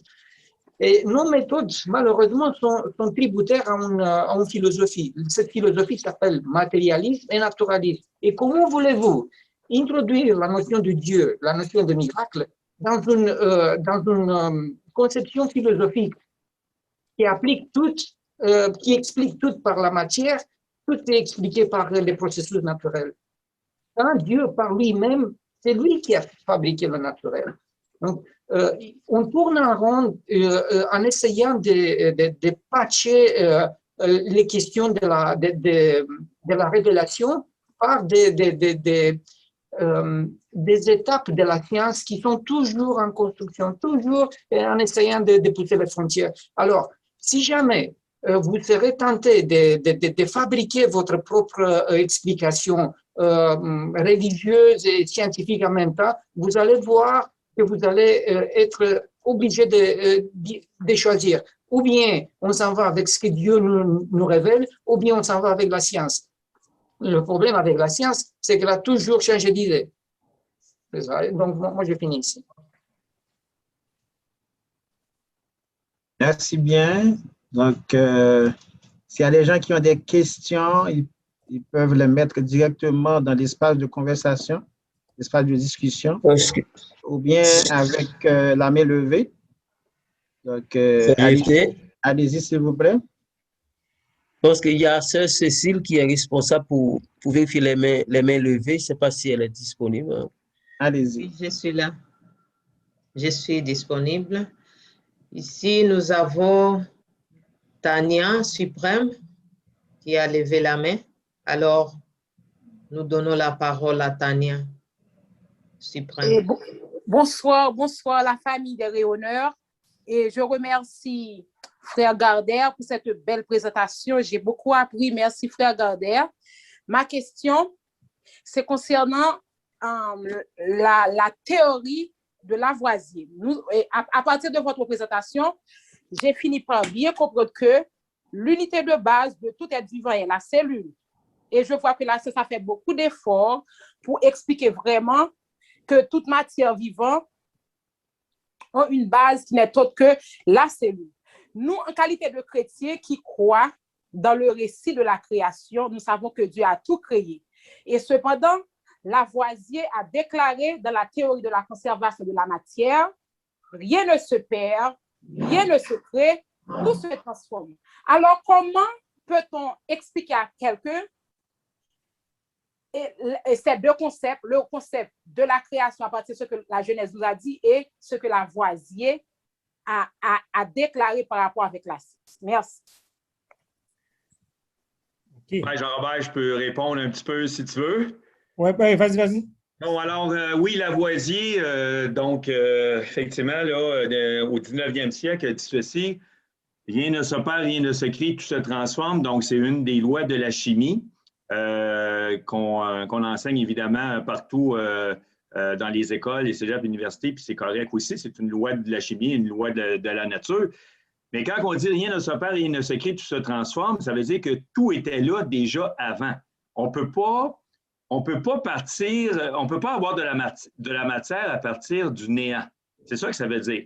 Autrement dit, selon la théorie d'évolution, on viendrait du néant. Hein? Donc, si on part avec le Big Bang et tout, là, il y a des milliards d'années, il faut qu'on parte du néant pour arriver à tout ce qu'on a aujourd'hui. C'est ce que la théorie de l'évolution nous enseigne. Mais quand Lavoisier dit « rien ne se perd, rien ne se crée, tout se transforme », ça veut dire que la matière, elle est déjà là. On ne peut pas créer de la matière à partir de rien. C'est ça qu'il dit.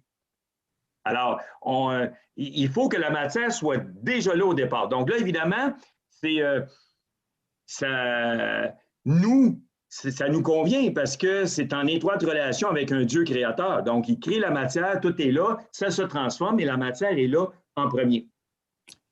Puis, en passant, si vous croyez à l'évolution ou s'il y a des gens qui veulent y croire, bien, la petite boule qui était là au départ, on parle du Big Bang et tout, parce que tout ça, là, ça enclenche la vie là, après. Là, donc, 13,7 milliards d'années selon l'évolution. La vie aurait 3,5 milliards d'années, 4,5 milliards d'années pour la Terre, le Soleil aussi. Bon, mais ça part à quelque part. Donc, ça partirait du Big Bang. Mais qui a mis cette petite particule-là de Big Bang au départ? Alors, ça, personne ne le sait. Les scientifiques ne sont pas capables de l'expliquer aussi. Parce qu'on ne peut pas partir du néant pour produire de la matière.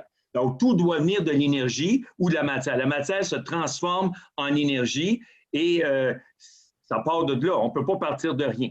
Deuxièmement, ben, vous savez que si vous croyez à l'explosion du Big Bang, ben, on a parlé un petit peu, Jean-Robert, de la deuxième loi de la thermodynamique tantôt, qu'on appelle l'entropie. C'est que lorsque on passe d'un système à un autre, il y a une perte d'énergie. Donc, cette énergie-là, on ne peut pas la reprendre puis repartir un système, là. Donc, il y a un désordre dans la matière lorsque il y a des transferts d'énergie un peu partout. Donc, s'il y a eu un Big Bang, bien, le Big Bang, il y a eu une explosion.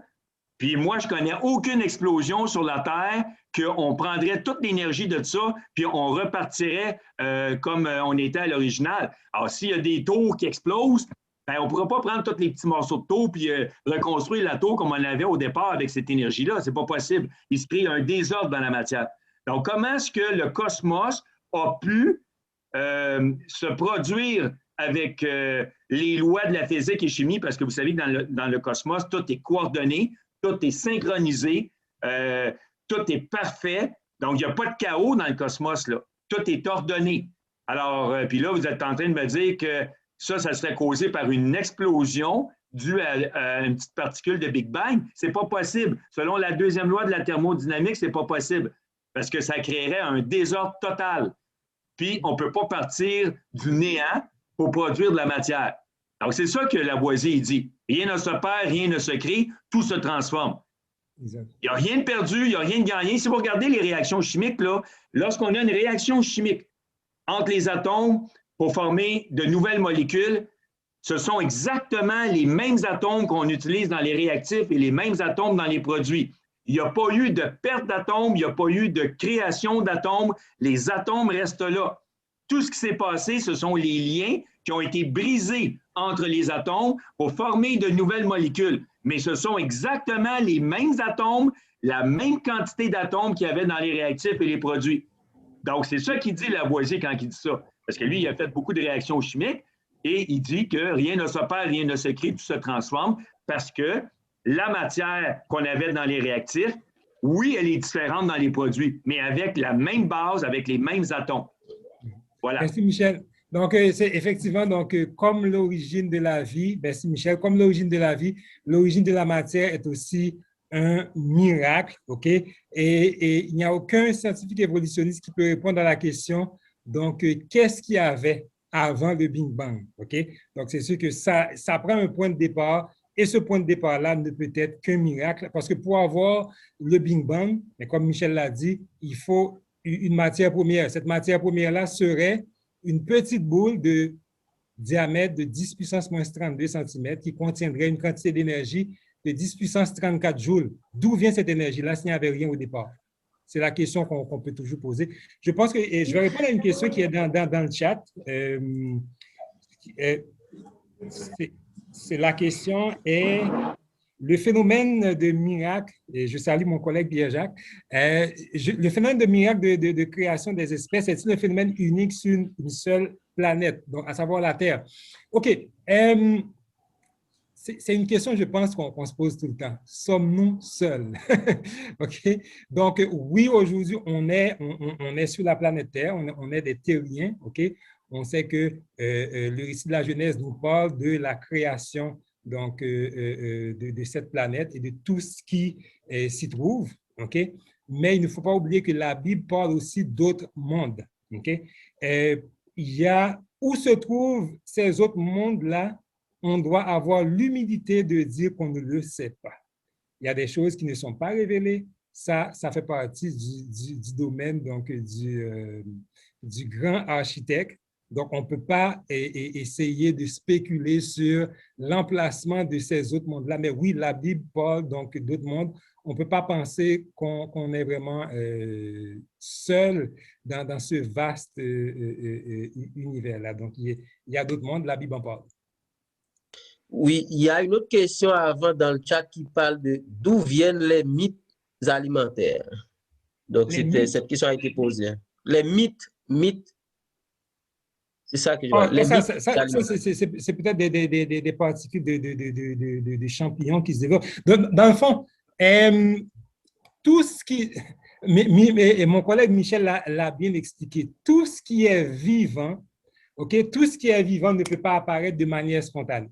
OK? Et je vais vous donner un exemple très, très simple. Vous préparez à manger, OK? Vous laissez votre plat sur la table pendant 2-3 jours. Qu'est-ce qui va arriver? Bien, ça va commencer à sentir.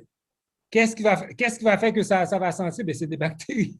Les bactéries vont se mettre dedans, mais les bactéries, on ne les voit pas. Ce sont des particules donc, microscopiques. On ne les voit pas, mais ce sont des organismes vivants, des organismes quand même assez complexes, mais ils sont microscopiques. Les mythes, c'est la même chose aussi, parce qu'il y a beaucoup dans le monde microscopique, écoute, il y a une diversité qui est encore plus grande que la diversité qu'on voit dans le monde visible. Donc, si c'est vivant, ça vient donc d'ailleurs. Donc, c'est des particules microscopiques qui vont provoquer la formation donc, de ces sinon, juste pour vous dire que suivant la définition que j'ai du mot mythe, il y a 2 définitions. C'est soit un petit papillon blanchâtre de la famille des teignes, dont les larves rongent les étoffes et les fourrures. La deuxième définition, c'est arthropode, acarien ou arachnide, parasite de matière végétale ou animale. Donc, dans tous les cas, ils sont vivants. C'est ça. Les mythes, là, peut-être c'est parce que j'ai de la misère à comprendre la personne qui a écrit mythe alimentaire. Pour moi, ça ne va pas ensemble. Là. Les mythes, là, ça s'attaque à des tissus normalement. OK? Donc, les vêtements et tout, là, vous savez, les boules à mythes. Donc, je ne sais pas si vos parents avaient ça, là, des boules à mythes. Bien, c'est justement, on mettait de la boule à mythes pour essayer de détruire les mythes qui s'attaquaient aux tissus. Ça mange des tissus, les mythes. OK? Ça fait des trous dans les tissus. Alors, bon, c'est ça, mais c'est microscopique, on ne le voit pas. Alors, c'est pour ça que nos grands-parents mettaient de la boulamite à l'intérieur des vêtements pour justement enrayer ce phénomène-là. Mais en fait, donc, les acariens, c'est la même chose. Vous avez ça dans votre lit. Là. Quand vous vous grattez, des fois, là, ça fait longtemps que vous n'avez pas nettoyé vos draps et tout, ben, c'est des acariens microscopiques qui sont là, qui vivent dans la poussière. Alors, quand Jean-Robert disait tantôt là, que si tu laisses un morceau de viande sur la table ou des aliments à un moment donné, puis qu'à un moment donné, ça commence à avoir des odeurs nauséabondes et tout, les bactéries, là, ils ne sont pas apparus au hasard comme ça. Vous avez des bactéries partout dans l'air, vous en avez dans l'eau, dans le sol, mais on ne les voit pas. Donc, c'est sûr que quand un organisme est vivant, on se défend très bien à cause de notre système immunitaire et tout, qui vont aller attaquer ces bactéries, ces virus, ces parasites. Comprenez-vous? Parce qu'on est vivant. Mais quand un organisme est mort, puis à un moment donné, ou quand ça pourrit et tout, ben, il n'y a plus aucune défense là-dedans. Là. Donc, ça veut dire que les parasites ont le beau jeu pour aller s'attaquer à de la nourriture, ou même pour nous, quand on est mort, des cadavres. Mais il y en a partout dans l'air, des bactéries et tout. Alors, c'est pas parce qu'un organisme meurt qu'à un moment donné, il s'est transformé en quelque chose d'autre. Non, c'est que les organismes sont déjà là et ils attendent le moment opportun pour pouvoir se développer puis se perpétuer à l'intérieur d'un corps, d'un corps mort. Sinon, il y a deux définitions, Michel. En fait, il y a les mythes des vêtements, mais il y a aussi les mythes de la farine. C'est pour ça que je vous ai donné. Peut-être, OK, ça, je n'étais pas au courant, là. Mais dans tous les cas, c'est sûr que la farine ne se transforme pas en bébite, là. Comprenez-vous? Dans tous les cas, c'est des organismes vivants. C'est ça qu'il faut retenir. Et voilà. Oui, sœur Cécile, est-ce qu'on a des mains levées? Oui, il y a un main levé de Jephté Simon. Et merci Cécile, merci encore Jean-Roubert, merci aussi pour l'appui de Michel, de vos collègues Michel et Daniel.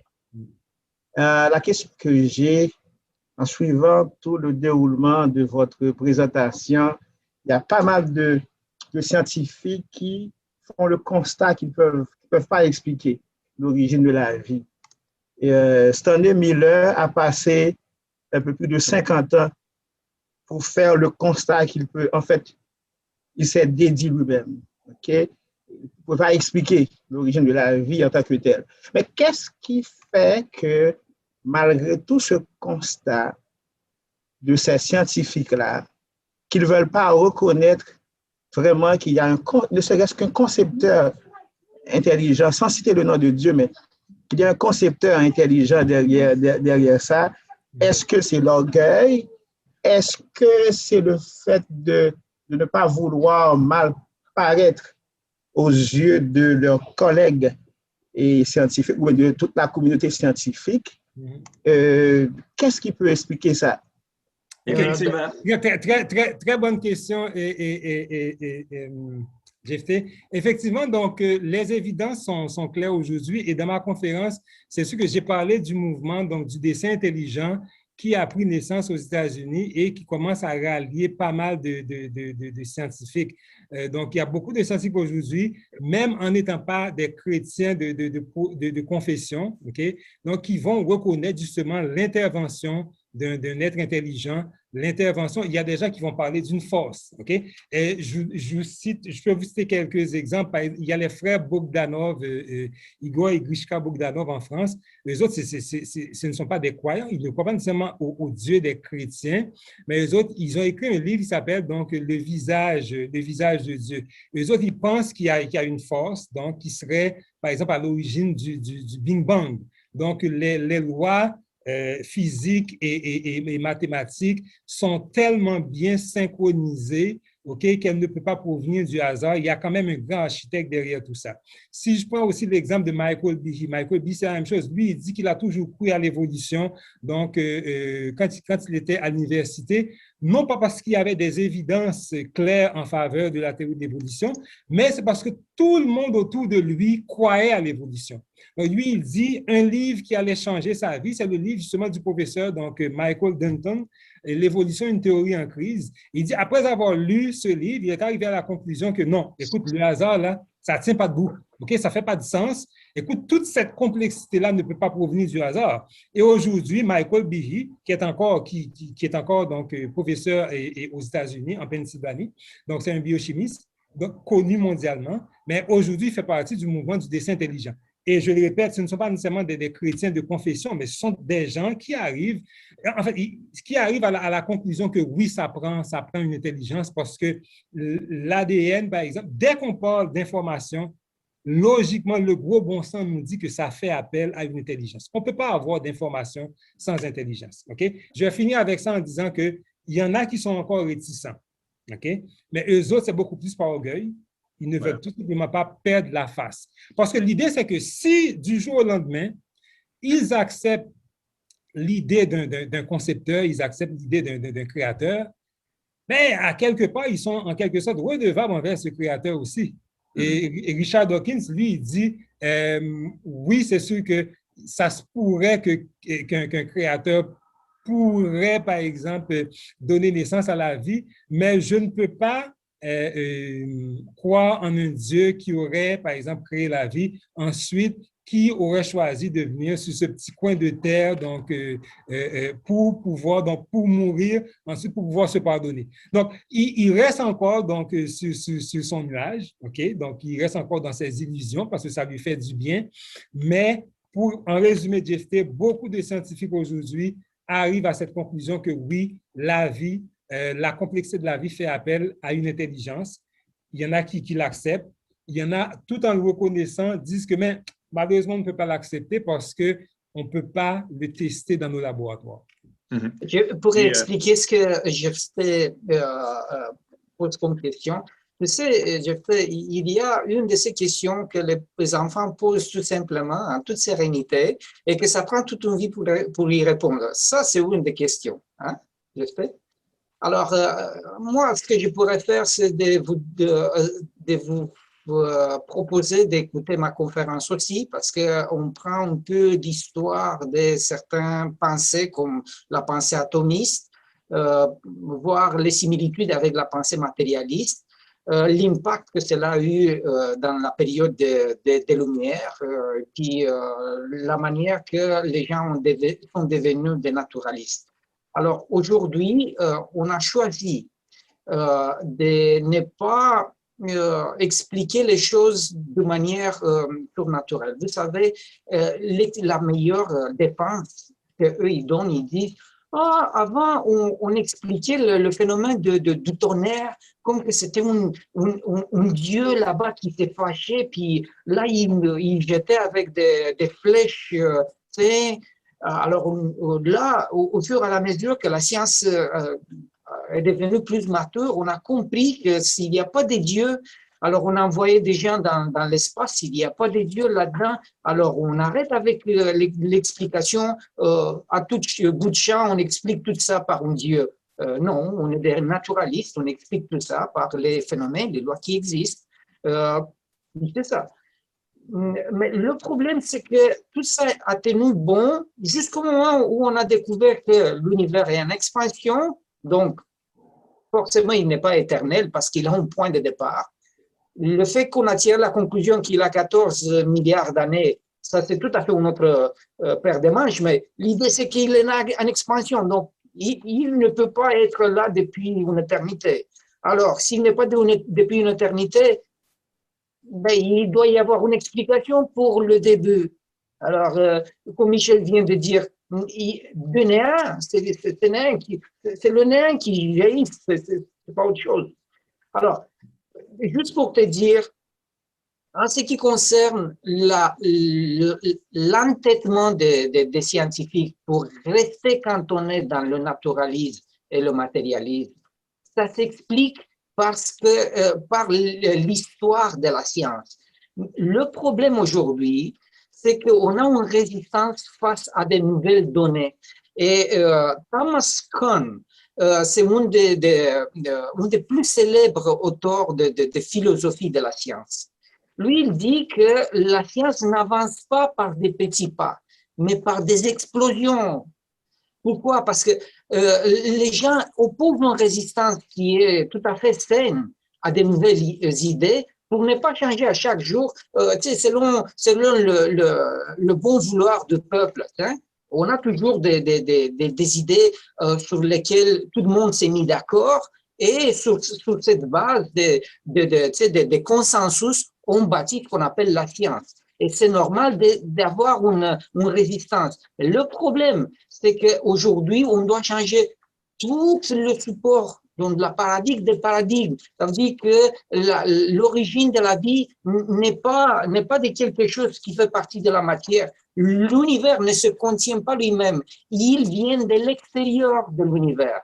Ça veut dire que la matière a une explication au-delà de la matière. La matière ne peut pas engendrer de la matière.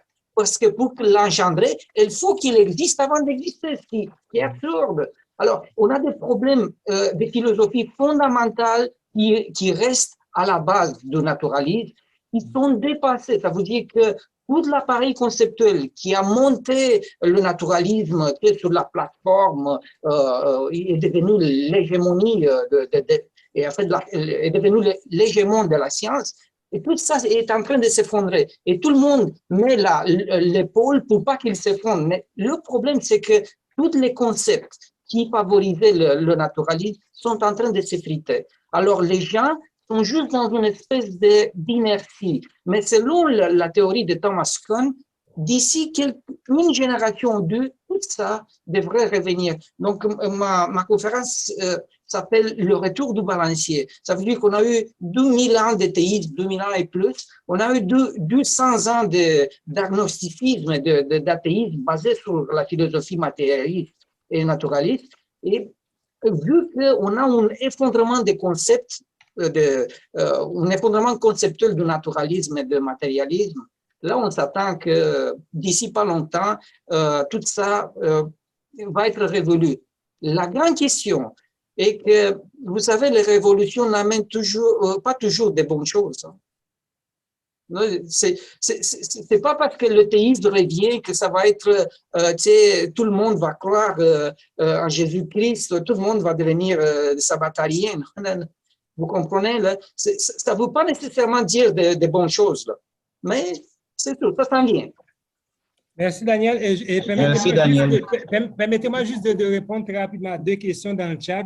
Une question de Tania qui dit « Je sais qu'un animal mort n'a pas de vie en lui. Comment peut-on expliquer que la décomposition de ce corps mort peut produire d'autres organismes vivants? » Je pense que mon collègue Michel l'a bien expliqué tantôt. En fait, Tania, ce qui arrive, c'est qu'un corps mort va attirer d'autres organismes vivants, qu'on appelle des charognards.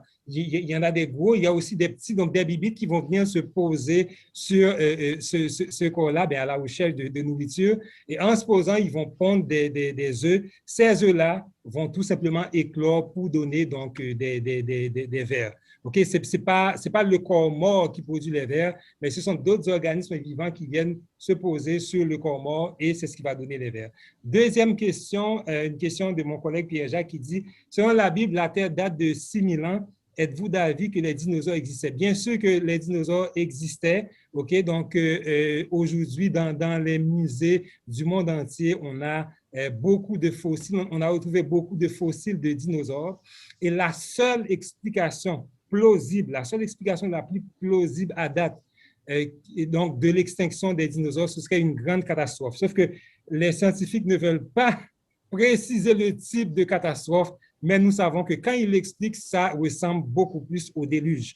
Je donne un exemple très rapidement. Et à l'émission Découverte qui est diffusée sur Radio-Canada il y a environ 2 ou 3 semaines, donc mon collègue Michel et moi, c'est une émission qu'on aime écouter. Et puis, il y a un scientifique qui essayait d'expliquer la disparition d'une espèce de dinosaure qu'on a retrouvée enfuie donc sous la mer, dans une sorte de boîte qui s'est formée autour du cadavre. Et l'explication finale, écoute, ils ont fait beaucoup de recherches, l'explication finale, c'était qu'à un moment donné, il s'est mis à pleuvoir et puis il y a eu des inondations spectaculaire, et puis c'est ce qui a entraîné donc, la noyade de l'animal. Donc, c'est sûr que toutes les évidences pointent aujourd'hui vers le déluge, mais bien sûr que oui, les dinosaures ont existé, mais ça ne veut pas dire qu'ils ont vécu sur la Terre il y a 65 millions d'années, selon le modèle évolutionniste. Merci. Ouais. On va prendre d'autres questions s'il y en a. Oui, mais je veux juste... Je l'ai ajouté à Jean-Robert parce que la personne l'a écrit, puis j'ai répondu, c'est Pierre-Jacques, là. Mais tu as répondu à moi, Michel. Hein? Tu as répondu à moi, tu n'as pas répondu à Pierre-Jacques. C'est marqué from me to Pierre-Jacques. OK, c'est bizarre parce que me semble OK, parce que moi, j'ai reçu une de tes réponses, mais c'était à moi. Mais en tout cas, je ne sais pas si tu as répondu après à Pierre-Jacques, mais tu peux lui répondre après. Si oui, parce que j'ai répondu à Pierre-Jacques, en tout cas, pas grave. Mais pour répondre, effectivement, en tout cas, c'est à toi, je t'ai dit, ben, tu peux voir ma conférence. Donc, si vous voulez aller voir la conférence sur YouTube, on a donné des conférences. Moi, j'en ai donné une, l'âge de la vie, des milliers ou des millions d'années. Ça dure 2 heures de temps. OK, on l'a donné au centre Il est écrit. Puis j'explique en détail, là, avec les tableaux, les graphiques, les preuves à l'appui, que les dinosaures ne datent pas de 250 millions d'années et de 65 millions d'années. OK? On a découvert des tissus mous, des globules rouges, des fibres de collagène dans des os de dinosaures qui datent de 10 000 ans maximum. Là, on se rapproche beaucoup du récit biblique. Ça, c'est avec la datation carbone 14. Maintenant, il y a beaucoup de choses que vous ne savez pas. Malheureusement, on a galvaudé un petit peu la notion du carbone 14. Donc, c'est qu'il y a beaucoup de... Les scientifiques estiment que le taux de carbone 14 a toujours resté pas mal constant sur la planète, alors que ce n'est pas le cas. Donc, il y a plein de facteurs qui influencent la quantité de carbone 14 dans l'environnement. Donc, je parle de tout ça dans ma conférence. Et c'est pour ça qu'on ne peut pas arriver à 65 millions d'années jusqu'à 200 millions d'années pour l'âge des dinosaures. Ce sont des mensonges véhiculés par l'évolution, mais les gens ne sont pas au courant de tous les facteurs qui peuvent influencer la quantité de carbone 14. Parce que la quantité de carbone 14 qu'on prend pour déterminer l'âge des fossiles, bien, elle est variable dans le temps. OK? Donc, elle n'est pas constante et elle varie d'une époque à l'autre selon certains facteurs. Alors, allez voir la conférence. On n'a pas le temps de tout expliquer ça là, en 10-15 minutes. Mais c'est sûr que pour nous, moi, Jean-Robert, Daniel, on est convaincus que l'âge de la Terre, l'âge de la vie, c'est Dieu qui a créé la Terre, c'est Dieu qui a créé la vie. Et si vous regardez dans Exode 20, 8, 9, 10, 11, bien, on le dit clairement qu'en 6 jours, Dieu a créé les cieux, la terre, la mer et tout ce qui est contenu. Donc, ça a 6 000 ans à peu près. Mais c'est sûr que quand on arrive avec les scientifiques à 10 000 ans, bien, on s'approche du récit de la création qui est 6 000 ou à peu près, là. On n'est pas à des millions d'années. Comprenez-vous, là? C'était ça mon point là, dans mes conférences. Donc, allez voir la conférence, ça va vous allumer beaucoup de choses parce que les tableaux, les graphiques, les schémas des chercheurs sont tous là, puis ça peut vous faire réfléchir vraiment. Merci. Je pense que Yuli avait une question, je pense. Oui, j'avais une question. Jean-Robert, tu as dit que Darwin a mentionné Dieu 7 fois dans ses articles ou ses écrits et qu'il avait dans sa tête que Dieu a tout créé, mais est parti. Pour moi, ça me pensait à une pensée déiste. Pourquoi on ne l'a pas mis dans la catégorie de déiste au lieu d'évolutionniste?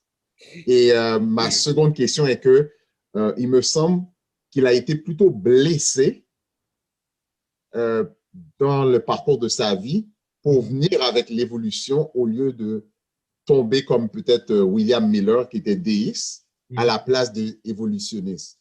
Et pour comprendre, pour moi, que je comprends mieux maintenant, c'est Job, quand tu regardes Job, quand il passe différentes péripéties de sa vie, Dieu va lui pointer vers la nature et la complexité de la nature. Oui. Du chapitre 38 à 40 à peu près. C'est ça, 42 à peu près, oui.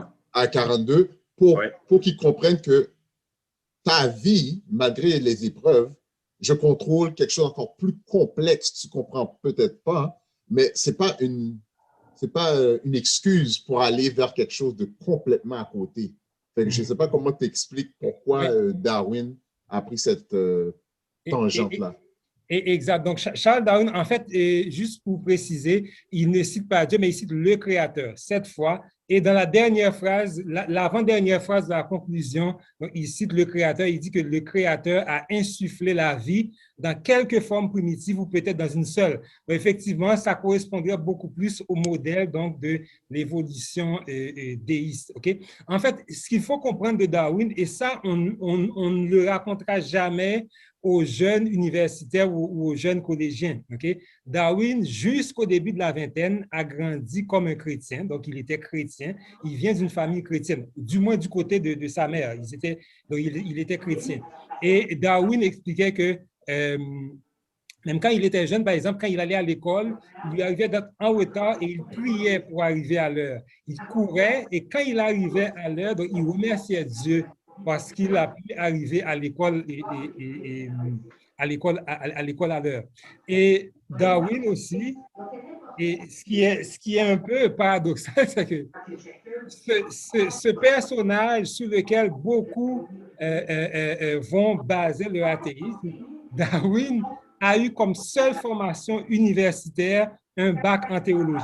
En fait, il a étudié la théologie pour devenir pasteur de campagne. Okay? Il a fait 2 ans de médecine, mais il était pourri à l'école, donc on l'a mis dehors parce qu'il passait son temps à collecter des bibites, donc il ne pouvait pas étudier, il n'aimait pas l'école. Donc finalement, son père lui a dit, écoute, tu vas être vraiment une honte pour la famille, parce qu'il venait quand même d'une famille noble britannique. Donc son père l'a envoyé, et je pense à Cambridge, pour aller faire un bac en théologie. Et c'est après son bac en théologie, donc au lieu de devenir donc, pasteur, il a accepté d'embarquer sur le navire de Bible pour faire un voyage au monde. Et c'est là qu'il allait commencer à élaborer sa théorie de l'évolution. Mais en fait, même dans son autobiographie, Darwin explique qu'il n'a jamais voulu écrire comme un athée. Okay? On rapporte qu'il est peut-être mort agnostique. Et Darwin n'a jamais renié Dieu sur la base de la science. Okay? Darwin a renié Dieu, je pense que tu l'as mentionné, Elie, sur la base de l'expérience personnelle. C'est quelqu'un qui a beaucoup souffert. Il a perdu 3 de ses enfants, entre autres une fille, sa fille Annie, qu'il a perdue à l'âge de 10 ans. Et je pense que c'est ça qui a vraiment sonné le glas de sa foi chrétienne. Okay? Quand il a perdu sa fille Annie, il a dit, je ne peux pas croire qu'un Dieu qu'on dit si bon puisse permettre à un enfant de souffrir à ce point, ensuite de mourir. Donc, je pense que c'est la souffrance personnelle qui a fait que Darwin s'est détourné de Dieu. Ce n'est pas du tout la science comme on veut nous le faire croire dans le milieu scientifique aujourd'hui, et parce que Darwin, il a vécu donc comme un croyant. Il est peut-être mort agnostique, mais comme tu dis, sa théorie mériterait beaucoup plus d'être appelée une théorie donc théiste, en quelque sorte. Merci. Merci beaucoup à vous. Je n'arrive pas à lever la main, faut dire que. Oui, malheureusement, toute bonne chose a une fin. Peut-être qu'on va accorder tout juste une dernière. Entre vous et Tania, mais comme Tania a déjà parlé. Oui. Moi, ma question, c'est pourquoi maintenant, à l'université, il n'y a plus de débat? Alors que l'université devrait être un lieu de débat. Maintenant, on prend tout ce que les professeurs athées disent comme un évangile, comme c'est une bonne nouvelle, on doit accepter. Même quand on croit en Dieu, il y a plein de croyants, il y a plein d'autres personnes qui ont des idées contraires. On ne peut même pas pointer le doigt parce qu'on est comme stigmatisé une fois qu'on dit que c'est Dieu qui a créé. On nous rejette comme des gens qui sont pas assez intellectuels, tout ça. Moi, je ne sais pas pourquoi on peut pas. Qu'est-ce qu'on peut faire vraiment en tant que communauté? Nous sommes des scientifiques aussi, nous étudions comme eux aussi. Pourquoi on ne peut pas vraiment animer le débat pour que les universitaires, eux, ils croient en ce qu'on dit parce qu'ils n'ont pas d'autres vérités, parce que comme vous venez de dire, les choses sont cachées. Il y a des choses qui sont vraiment cachées. Comment on peut faire vraiment pour... Exact. Je vais laisser mon collègue Michel prendre la parole aussi, mais on n'a pas beaucoup de temps. Je dirais très rapidement que effectivement, donc il s'agit, moi j'appelle ça une dictature de la parole, parce que ceux qui remettent en question la théorie de l'évolution, les spéculations, les mensonges de l'évolution sont tout simplement censurés. Il suffit juste, même si tu utilises des arguments scientifiques, il suffit de remettre cette théorie-là en question et vous êtes automatiquement étiqueté de fanatique religieux. En fait, c'est une forme d'intimidation. Dès qu'on met le mot religion, on sait que vous allez vous taire, vous allez vous replier. Ah, ben OK, on me taxe de fanatique religieux, je ne prends plus la parole. Donc, effectivement, c'est pour ça que notre groupe existe. On veut rester sur le terrain des évolutionnistes. On veut justement ébranler les fondements de leur théorie qui n'est qu'un tissu de mensonges. On veut justement mettre ces mensonges-là au grand jour. C'est sûr qu'ils ont l'argent dans leur camp, ils ont les médias, ils ont tout, mais nous, c'est sûr qu'on n'est pas... en fait, notre voix ne peut pas parler trop fort, mais on fait le travail à notre niveau et puis on espère arriver à toucher quand même le maximum de gens. Et puis, si le maximum de gens donc, est en mesure de se défendre, ben, je pense qu'au moins une partie du travail va être faite. Si tu permets, Jean-Robert, si tu permets, parce que j'aimerais dire à ce niveau-là, lorsqu'on dit qu'on se sent dévalorisé quand on parle de science et du créationnisme versus l'évolution, mais des fois, il y a un petit problème sur la défensive. Alors, pourquoi être sur la défensive quand on connaît la vérité à ce sujet-là? Moi, par exemple, quand j'en discute avec mes collègues et puis ils parlent du Big Bang, c'est moi qui leur dis que j'arrive pas à croire que tu crois à quelque chose comme ça. Donc, le fardeau n'est plus sur moi, il est sur eux. Et je peux vous dire que souvent, ça se transporte sur eux. Parce que souvent, les gens, même beaucoup de scientifiques, ils croient à certaines choses, mais sans en connaître les détails. Tu demandes à quelqu'un, qu'est-ce que c'est le Big Bang? Il y a 95% des gens qui n'ont aucune explication de ce que c'est, mais ils y croient. Ils ont une foi assez grande. Ou tu leur parles de l'évolution, ils vont te dire, ah ben oui, l'évolution. Ben, tu leur demandes c'est quoi? Ils ne sont pas à même de te répondre. Et ça, vous allez voir, 95% du temps, c'est le cas. Alors, moi, je vous dis, mettez le fardeau sur la personne au lieu de l'avoir sur vous. Parce que pourquoi être sur la défensive quand tu crois à quelque chose et tu sais pertinemment que c'est vrai? Alors, c'est une attitude qu'il faut changer un peu. Et puis, je vais vous dire que les gens, ils vont vous donner plus de crédibilité quand vous croyez à quelque chose que lorsque vous êtes sur la défensive. Alors, moi, c'est l'attitude que j'ai adoptée. Et puis, je vous dis pour eux de me mettre sur la défensive par après, parce que moi, je sais ce qui est vrai. Donc, pourquoi je serais gêné? Il n'y a aucune raison de l'être. Tu as entièrement raison, Pierre-Max. Oui. Et, effectivement, pour répondre à ta question, je ne sais plus c'est qui, là, je ne connais pas les noms, mais puis je ne vous connais pas bien, là. Alors, mais effectivement, nous, on est là parce que justement, c'est pour ça qu'on est là. C'est pour vous fournir les bons arguments scientifiques afin de vous défendre.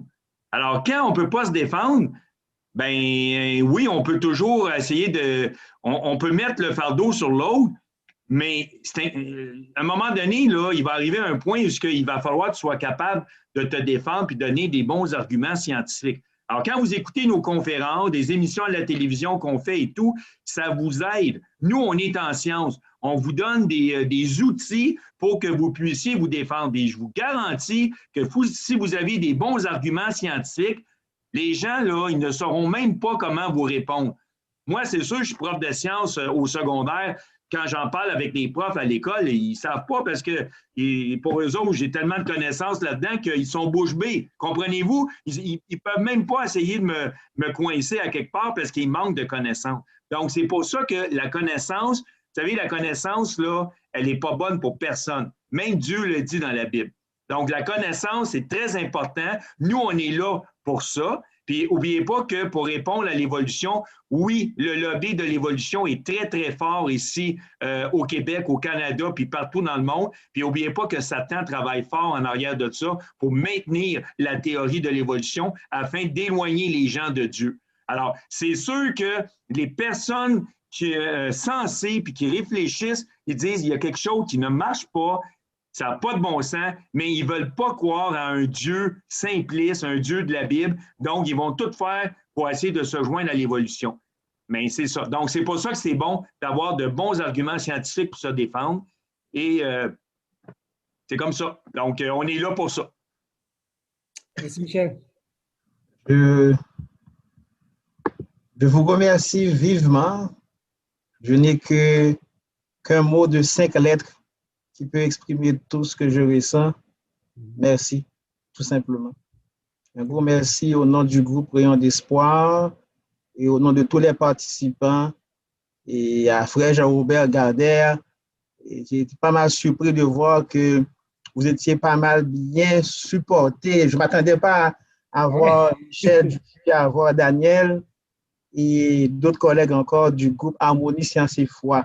Donc, j'invite tout le monde, j'invite tout cela que cela intéresse à aller sur le site Harmonie Sciences et Foi. Il suffit juste aller sur Google et puis de taper Harmonie Sciences et Foi. Et très probablement, vous allez tomber sur le site. C'est un groupe de croyants, un groupe de scientifiques croyants et qui démontre par leur recherche que, eh bien, tout ce que dit l'évolution, ça n'a pas de, comme on dit en bon québécois, n'a pas de bon sens. Donc, je vous remercie là-dessus. Notre prochaine présentation, je ne sais pas si frère Irli peut la montrer. Dans la diapo. Dans la diapo, c'est sur l'obésité. Parlons de l'obésité en temps de crise. Et c'est sûr que nous, au niveau du groupe Rayon d'Espoir, nous avons des présentations chaque 2 semaines, donc c'est toujours un dimanche. Vous pouvez aller regarder sur YouTube. Je pense que frère Irli va mettre l'enregistrement sur YouTube dès demain. Oui. Et puis, n'oubliez pas de liker. Vous m'excuserez l'anglicisme dans notre page. Et puis, ça va nous faire beaucoup de bien également de revisionner, de partager également avec vos amis. Okay? Et c'est sûr que Jean-Robert va nous revenir encore une fois, ça va être pour le dimanche 2 mai, pour l'épisode 3 de la série sur nos origines. Et on va questionner les théories d'évolution pour voir est-ce que c'est vraiment de la science ou peut-être des pseudosciences, quelque chose comme ça. Et j'imagine déjà que Daniel pourra vraiment nous être utile, Daniel et également Michel. Et vous êtes la bienvenue parmi nous. Ça va être pour le 2 mai. Frère Jean-Robert va pouvoir entendre avec vous là-dessus. Merci encore une fois, frère Jean-Robert. Donc, je vous remercie vivement au nom de toute l'équipe. Donc, nous terminons. En passant, je voulais juste dire quelque chose avant qu'on quitte. S'il y en a là, qui veulent aller voir, bon, je pense Jean-Robert, je ne suis pas sûr s'il y avait eu je ne pense pas que ça a été télévisé, enregistré sur YouTube, mais ceux qui se posent des questions sur l'âge des dinosaures et tout, là, allez voir ma conférence sur YouTube, c'est accessible à tout le monde. Ça s'appelle l'âge de la vie, des milliers ou des millions d'années. Alors, il y a beaucoup d'informations que je donne et tout le monde peut aller le voir sur YouTube. Puis vous allez voir, les chercheurs, les tableaux sont très bien présentés à l'écran. Ça a été bien enregistré, bien filmé. Allez la voir, ça vaut la peine si vous voulez avoir des arguments solides là, pour vous défendre. Merci, Michel. J'avais vraiment une question sur ce sujet-là, sur la remise en question même de la méthode de la datation à la carbone 14. Mais vu que vous avez parlé du sujet, je pense que dans votre émission, l'âge de la vie, vous allez avoir la réponse. Donc, vous pouvez aller regarder, aller visionner cette conférence de Michel Dupuis. Je pense aussi que le groupe Harmonie Sciences et Foi avait déjà préparé, déjà même avec le groupe Il est écrit, près de 9 conférences enregistrées avec Il est écrit. Donc, si vous allez sur le site Il est écrit, vous êtes capable de faire le tri là-dessus. Encore une fois, je vous remercie. Toute bonne chose a une fin. Maintenant, on fait place à la prière pour terminer, comme on avait aussi commencé par une prière. C'est Tacite Maniga qui va nous conduire à la prière. Fermons nos yeux pour la prière. Grand Dieu Jéhovah, toi le maître de la science par excellence, donne-nous d'accepter les mystères qui dépassent notre entendement et permets-nous d'adhérer à ta foi en ta Bible, le manuscrit par excellence qui explique certains de ces mystères-là. Merci pour toutes ces bonnes informations. Sois avec nous, nous te prions au nom de Jésus. Amen. Amen.